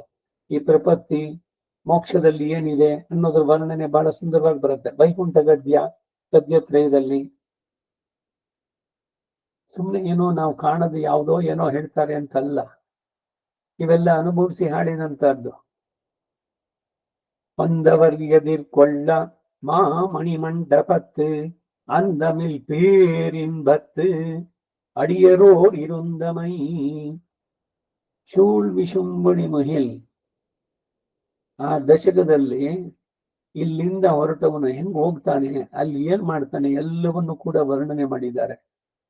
ಅವರು ಕಂಡು ಅನುಭವಿಸಿದ ಹಾಡದು ಸುಮ್ಮನೆ ಬರೆದಿದ್ದಲ್ಲ ಪದ್ಯ. ವೈಕುಂಠ ಹೇಗಿದೆ ಅದು, ರಾಮಾನುಜರು ಗದ್ಯದಲ್ಲಿ ಹೇಳಿದ್ದಾರೆ. ನಿರತಿಶಯವಾದಂತಹದ್ದು ಆನಂದ. ಭಗವಂತನಿಗೆ ನಿತ್ಯ ಕೈಂಕರ್ಯ. ಉನಕ್ಕೆ ನಾಮಾಚೈವೋ, ಎಂದೆಂದಿಗೂ 7 ಜನ್ಮಕ್ಕೂ ಅಂದ್ರೆ ಪೂರ ಮುಂದಿನ ಕಲ್ಪಗಳೆಲ್ಲ ಎಷ್ಟೆಷ್ಟು ಕಲ್ಪಗಳಾದ್ರೂ ಕೂಡ ಅಲ್ಲೇ ನಾವು ಅವನ ಜೊತೆನಲ್ಲೇ ಇರೋದು. ಉನಕ್ಕೆ ನಾಮಾಚೈವೋಂ, ನಿನ್ನ ಬಿಟ್ಟು ನನ್ನ ಬೇರೆ ಇನ್ನೇನೋ ಬಯಕೆಗಳು ಬರದಂತೆ. ಮತ್ತೆ ನಮ್ಮ ಕಾಮಂಗಳು ಮಾತು. ಬಹಳ ಸುಂದರವಾದಂತಹ ಪ್ರಾರ್ಥನೆ. ಅದಕ್ಕೆ ಅದು ಶಾಸ್ತ್ರಮನೆಯನ್ನು ಸೇರಿಸಿರೋದು. ಭಗವತ್ ಪ್ರಾಪ್ತಿ, ನಿತ್ಯ ಕೈಂಕರ್ಯ ಪ್ರಾಪ್ತಿ ಅಪೇಕ್ಷೆಯ. ಶರಣಾಗತಿ ಗದ್ಯತ್ರಯ ಬರೆಯೋದಕ್ಕೆ ಉದ್ದೇಶವನ್ನು ಹೇಳ್ತಾರೆ ರಾಮಾನುಜರು. ದಾಸರು ಹಾಡಿದ್ರು, ಎನಗೆ ಭೋಗ ಭಾಗ್ಯ ಬೇಡ, ಎನಗೆ ಜಪ ತಪವು ಬೇಡ, ಎನಗೆ ನಿನ್ನ ಚರಣ ಸೇವೆ ನಿತ್ಯವಾಗಲಿ. ನಿತ್ಯ ಅಂದ್ರೇನು, ಶಾಶ್ವತವಾಗಲಿ ನಿನ್ನ ಕೈಂಕರ್ಯ.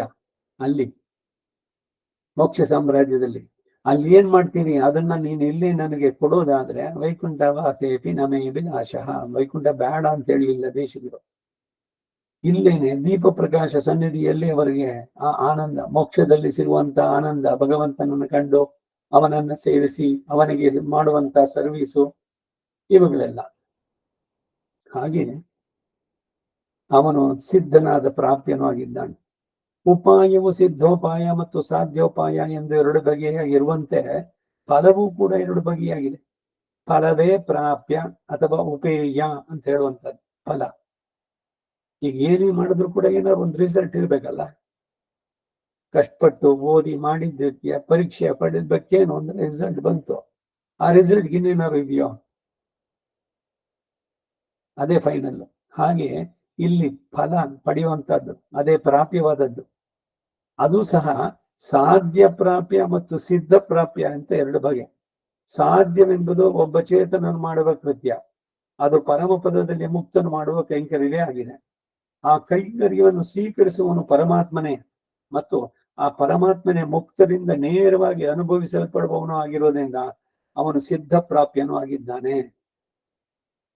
ಅಂದ್ರೆ ಪರಮಾತ್ಮ ಇಲ್ಲಿ ಹೋಗ್ಬಿಟ್ಟು ಇವನೇ ಪರಮಾತ್ಮನ ಆಗೋದಿಲ್ಲ. ಐಕ್ಯ ಪರಮಾತ್ಮನೊಂದಿಗೆ ಅದನ್ನ ಹೇಳೋಲ್ಲ ನಮ್ಮಲ್ಲಿ. ಇಲ್ಲಿದ್ರು ಅಷ್ಟೇ, ಅಲ್ಲಿದ್ರು ಅಷ್ಟೇ, ಇವನೇ ಅವನೇ. ಅವನ ಕೈಂಕರ್ಯ ಮಾಡೋದೇ ಅಲ್ಲಿ ನಿರಂತರವಾಗಿ ಮಾಡ್ತಾ ಇರ್ಬೋದು. ಇಲ್ಲಿ ಇದ್ದಾಗ ಏನು ಅಂದ್ರೆ ಕರ್ಮಗಳು ಗುಣಗಳ ಪ್ರಕಾರ ನಮಗೊಂದ್ಸಲಿ ಏನೋ ಭಕ್ತಿ ಆವೇಶ ಬಂದಿದೆ, ಇನ್ನೊಂದ್ಸಲಿ ಏನು ಬೇಡ ಇದೆಲ್ಲ, ಸಿನಿಮಾಗೆ ಹೋಗೋಣ ಅನ್ಸತ್ತೆ. ಈ ವೈಪರೀತ್ಯಗಳೆಲ್ಲ ಇಲ್ಲಿ ಜ್ಞಾನದಲ್ಲಿ ಸಂಕೋಚ ವಿಕಾಸಗಳು, ಅಲ್ಲಿ ಸ್ಫುಟವಾಗಿರುವಂತಹದ್ದು ಅವನ ಸ್ವರೂಪದ ಬಗ್ಗೆ ಯಾವುದು ಮರೆ ಆಗಿಲ್ಲ. ಅಲ್ಲಿ ತತ್ವಂ ಪೋಷನ್ನಪಾವೃಣು ಸತ್ಯ ಧರ್ಮಾಯ ದೃಷ್ಟಯೇ, ಇಲ್ಲಿ ಪ್ರಾರ್ಥನೆ ಅಲ್ಲದ ಬೇಕೇ ಇಲ್ಲ, ನೇರವಾಗಿ ಅವನಿಗೆ ಕಾಣ್ತಾನೆ. ಸದಾ ಪಶ್ಯಂತಿ ಸೂರ್ಯ ತತ್ ತದ್ವಿಷ್ಣು ಪರಮಂ ಪದಗಂ ಸದಾ ಪಶ್ಯಂತಿ, ಪರಮಂ ಪದಂ ಸದಾ ಪಶ್ಯಂತಿ. ಹಾಗೆ ಆ ಭಗವಂತನ ಪಡಿತಾನೆ. ಇವನು ಅವನಿಗೆ ಕೈಂಕರ್ಯ ಮಾಡೋದು, ಅವನು ಆ ಕೈಂಕರ್ಯವನ್ನು ಸ್ವೀಕರಿಸಿ ಆನಂದ ಪಡ್ತಾನೆ. ಇವರೆಲ್ಲ ಮಾಡುವಂತದ್ದು ನಿವಾಸ ಶಯ್ಯಾಸನ ಪಾದುಕಾಂಶುಕೋಪದಾನ ವರ್ಷಾತಪ ವಾರಣಾದಿಭಿ ಶರೀರ ಭೇದೈಸ್ತವ ಶೇಷತಾಂಗತೈ ಯಥೋಚಿತಂ ಶೇಷ ಇತೀರಿತೇ ಜನೈ. ಆದಿಶೇಷ ಮಾಡೋ ಕೈಂಕರ್ಯ ಇದು. ದಾಸಸ್ಸಖಾ ವಾಹನಮಾಸನಂ ಧ್ವಜೋ ಯಸ್ತೆ ವಿತಾನಂ ವ್ಯಜನಂ ತ್ರಯೀಮಯಃ ಉಪಸ್ಥಿತಂ ತೇನ ಪುರೋಗರುತ್ಮತ ತ್ವದಂಗ್ರಿ ಸಮ್ಮರ್ದ ಕಿಣೋಂಕ ಶೋಭಿನ. ಇದು ವೈನತೆಯ ಮಾಡೋ ಸರ್ವೀಸು. ಅನಂತ, ಗರುಡ, ವೈನತೆಯ ಇವರೆಲ್ಲ ಮಾಡೋ ನಿತ್ಯ ಕೈಂಕರ್ಯ, ನಿತ್ಯ ಸೂರಿಗಳು ಅಂತಿದ್ರು. ನಿತ್ಯ ಸೂರಯ ಸದಾ ಪಶ್ಯಂತಿ ಸೂರಯ, ನಿತ್ಯ ಸೂರಯ. செந்தால் புடையாம் இருந்தால் சிங்காசனமாம் நின்றால் மரபடியாம் நீள் கடலுள் என்று புடையாம் மணி விளக்காம் பூம்பட்டாம் புல்ப மனையாம் ತಿರುಮಾರ್ಕೆ ಆರವ ಹಾಸಿಗೆ. ಆದಿಶೇಷ ಈ ಕೆಲಸಗಳನ್ನ ಮುಕ್ತರಾದವರು ಇವರು ಕೂಡ ಅದನ್ನು ಮಾಡ್ಬೋದು. ಅವರೇನ್ ಮಾಡ್ತಾರೋ ಆ ಕೆಲಸವನ್ನ. ಆ ನಿತ್ಯ ಕೈಂಕರ್ಯ ಸಿಗಬೇಕು ನಮಗೆ. ಅದಕ್ಕಾಗಿ ಈ ತತ್ವಜ್ಞಾನ, ಈ ತತ್ವ ರತ್ನಾವಳಿ, ತತ್ವ ಸಂದೇಶ, ರತ್ನಾವಳಿ, ಪ್ರತಿಪಾದ್ಯ ಸಂಗ್ರಹ, ಎಷ್ಟು ಗ್ರಂಥಗಳು, ಎಲ್ಲದರಲ್ಲೂ ಸ್ಪಷ್ಟತೆಯನ್ನು ಹೇಳಿ ಆಚಾರ್ಯರು ವೇದಾಂತ ದೇಶಕರು ಪರಮ ಕೃಪೆಯಿಂದ ನಮಗನುಗ್ರಹಿಸಿದ್ದು. இந்த தத்துவ ரத்னாவளியிலே ஏதேனும் ஒன்னையும் எல்லா பிரகாரத்தாலும் தெளிகை சர்வஜனுக்கு அல்லது கூடாமையாலே உபயுக்ததமமான இவ்வளவு தெளிந்தாலும் ಉಪಾಯ ಫಲ ಸಿದ್ಧಿ ಉಂಟಾகும். ಫಲಶ್ರುತಿ ಇದು. ಈ ತತ್ವ ರತ್ನಾವಳಿಯಲ್ಲಿ ಯಾವುದಾದರೂ ಒಂದನ್ನು ಎಲ್ಲ ಪ್ರಕಾರಗಳಿಂದಲೂ ತಿಳಿಯುವುದು ಸರ್ವಜ್ಞನಲ್ಲದವನಿಗೆ ಅಸಾಧ್ಯವಾದ್ದರಿಂದ ಉಪಯುಕ್ತತಮವಾದ ಇಲ್ಲಿ ಹೇಳಲ್ಪಟ್ಟಂತಹ ಇಷ್ಟನ್ನು ತಿಳಿದರೂ ಸಹ ಉಪಾಯ ಮತ್ತು ಫಲಗಳು ಸಿದ್ಧಿಸುತ್ತವೆ. ರತ್ನಾವಳಿ ಎಂಬ ಈ ರಹಸ್ಯದಲ್ಲಿ 30 ವಾಕ್ಯಗಳಿವೆ. ಒಂದೊಂದು ವಾಕ್ಯವು ಶ್ರುತಿಗಳಲ್ಲಿ ಪ್ರತಿಪಾದಿಸಲ್ಪಟ್ಟಂತಹ ಗಹನವಾದ ಗೂಢವಾದ ಅರ್ಥಗಳನ್ನೆಲ್ಲ ಸಂಗ್ರಹವಾಗಿ ತಿಳಿಸುತ್ತವೆ. ಇವುಗಳಲ್ಲಿ ಒಂದು ರತ್ನದಲ್ಲಿ ಹೇಳಲ್ಪಟ್ಟ ಅರ್ಥಗಳನ್ನ ಸರ್ವಜ್ಞನಲ್ಲದವನಿಂದ ಎಲ್ಲ ಪ್ರಕಾರಗಳಿಂದಲೂ ತಿಳಿಯಲು ಅಸಾಧ್ಯ. ಆದರೂ ಕೂಡ ತತ್ವಗಳ ವಿಷಯದಲ್ಲಿ ಅತ್ಯಂತ ಉಪಯುಕ್ತವಾದ ಅರ್ಥಗಳು ಮಾತ್ರ ಇಲ್ಲಿ ಚಿಕ್ಕ ವಾಕ್ಯಗಳಲ್ಲಿ ವಾಕ್ಯಗಳಲ್ಲಿ ಸಂಗ್ರಹವಾಗಿ ಹೇಳಲ್ಪಟ್ಟಿದೆ. ಮುಮುಕ್ಷುವಿಗೆ ಇಲ್ಲಿ ಹೇಳಿರುವಷ್ಟನ್ನು ತಿಳಿದರೂ ಕೂಡ ಅದು ಅತ್ಯಂತ ಪ್ರಯೋಜನವಾಗುತ್ತೆ ಮತ್ತು ಅದರಿಂದಲೇ ಉಪಾಯ ಅನುಷ್ಠಾನವೂ ಸಾಧ್ಯವಾಗಿ ಮೋಕ್ಷ ಫಲವೂ ದೊರಕತ್ತೆ.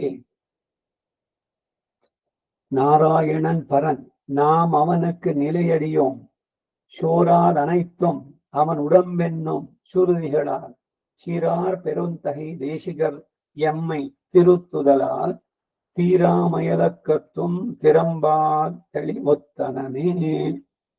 ಕ್ಷೀರಾರ್ ಪೆರುಂತಹೆ ದೇಶಿಕ ಶ್ರೇಷ್ಠರು, ಕಲ್ಯಾಣಗಳಿಂದ ಪೂರ್ಣರು ಆದಂತಹ ನಮ್ಮ ಆಚಾರ್ಯರುಗಳು ನಾರಾಯಣಂ ಪರನ್, ಶ್ರೀಮನ್ನಾರಾಯಣನೇ ಪರದೇವತೆ, ಚೇತನರಾದ ನಾವು ಅವನಕ್ಕೆ ನಿಲೆಯಡಿಯೋಂ, ಆ ಸರ್ವೇಶ್ವರನಿಗೆ ನಿತ್ಯ ದಾಸರಾಗಿದ್ದೇವೆ. ಶೋರಾದನೈತ್ವಂ, ಯಾವುದನ್ನು ಬಿಡದೆ ಸಕಲವು ಅವನ ಉಡಂಬು. ಚರಾಚರಾಣಿ ಸರ್ವಾಣಿ ಸರ್ವಂ ಭಗವದ್ವಪುಹು ಅನ್ನುವ ಹಾಗೆ ಆ ಪರಮಾತ್ಮನ ಶರೀರ ಎಂಬುದನ್ನೆಲ್ಲ ಘೋಷಿಸುವಂತಹ ಶುರುದಿಗಳ ಶ್ರುತಿ ಅನ್ನೋದು ಶ್ರುತಿ ಪ್ರಮಾಣಗಳಿಂದ ತಿರುತ್ತುದಲ ನಮ್ಮನ್ನ ತಿದ್ದಿ ಒಳ್ಳೆಯ ಮಾರ್ಗಕ್ಕೆ ತರೋದರಿಂದ ತೀರಾಮಯಲಕ್ಕತ್ತು ಕಳೆಯಲಾಗದ ಅಜ್ಞಾನವನ್ನ ನಾಶಪಡಿಸುವ ತಿರಂಬ ತಳಿವೊತ್ತನಮೇ, ಹಾಗೂ ಎಂದು ನಮ್ಮನ್ನ ಅಗಲದ ಜ್ಞಾನವನ್ನು ನಾವು ಪಡೆದು ಮಾನತಃ ಸಂಮಿತತ್ವೇಪಿ ಮಹತಿ ಪರಮಾರ್ಥತಃ ತತ್ವರತ್ನಾವಲಿ ಇಯಂ ಸದ್ಭಿಃ ಧಾರ್ಯ ತಮೋಪಹ. ಮಾನತಃ ಈ ರಹಸ್ಯ ಪ್ರಮಾಣದಲ್ಲಿ ಸಂಮಿತತ್ವೇಪಿ ಅತಿ ಚಿಕ್ಕದಾದರೂ ಸಹ ಪರಮಾರ್ಥತಃ ಮಹತಿ ಮಹತ್ತಾದ ಅರ್ಥಗಳನ್ನು ತಿಳಿಸುವುದಾಗಿ ಅತ್ಯಂತ ಮಹತ್ವವುಳ್ಳದ್ದಾಗಿದೆ. ತಮೋಪಹ ಅಜ್ಞಾನ ಎಂಬ ಕತ್ತಲೆಯನ್ನು ನಾಶ ಮಾಡುವ ಈ ತತ್ವರತ್ನಾವಲಿ ರತ್ನಾವಳಿ ಎಂಬ ಈ ತತ್ವಗಳ ಶ್ರೇಷ್ಠ ರತ್ನಮಾಲೆಯು ಸದ್ಭಿ ಸಜ್ಜನರಿಂದ ಧಾರ್ಯ ಮನಸ್ಸಿನಲ್ಲಿ ಧರಿಸಲು ಯೋಗ್ಯವಾಗಿದೆ. ಇತಿ ಕವಿತಾರ್ಕಿಕ ಸಿಂಹಸ್ಯ ಸರ್ವತಂತ್ರ ಸ್ವತಂತ್ರಸ್ಯ ಶ್ರೀಮದ್ವೆಂಕಟನಾಥಸ್ಯ ವೇದಾಂತಾಚಾರ್ಯಸ್ಯ ಕೃತಿಷು ತತ್ರತ್ನಾವಳಿ ಸಮಾಪ್ತ. ಇಲ್ಲಿಗೆ ಕವಿತಾರ್ಕಿಕ ಸಿಂಹರು ಸರ್ವತಂತ್ರ ಸ್ವತಂತ್ರರು ಆದಂತಹ ಶ್ರೀಮದ್ ವೆಂಕಟನಾಥರೆಂಬ ವೇದಾಂತಾಚಾರ್ಯರ ಕೃತಿಗಳಲ್ಲಿ ತತ್ವರತ್ನಾವಳಿಯು ಸಂಪನ್ನವಾಯಿತು. ಕವಿತಾರ್ಕಿಕ ಸಿಂಹಾಯ ಕಲ್ಯಾಣ ಗುಣಶಾಲಿನೆ ಶ್ರೀಮತೆ ವೆಂಕಟೇಶಾಯ ವೇದಾಂತ ಗುರವೇ ನಮಃ. ಶ್ರೀಮತೆ ನಿಗಮಾಂತ ಮಹಾದೇಶಿಕಾಯ ನಮಃ. ಮುಂದಿನ ವಾರ ಮುಂದಿನ ರಹಸ್ಯವನ್ನ ನೋಡೋಣ. ವಾದಿದ್ವಿಪಶ್ರೋಭಂಗ ಪಂಚಾನನ ಪರಾಕ್ರಮಃ ಶ್ರೀಮಾನ್ ವೆಂಕಟನಾಥಾರ್ಯಶ್ಚಿರಂ ವಿಜಯತಾಂ ಭುವಿ. ಸರ್ವಂ ಶ್ರೀ ವಾಸುದೇವಾರ್ಪಣಮಸ್ತು.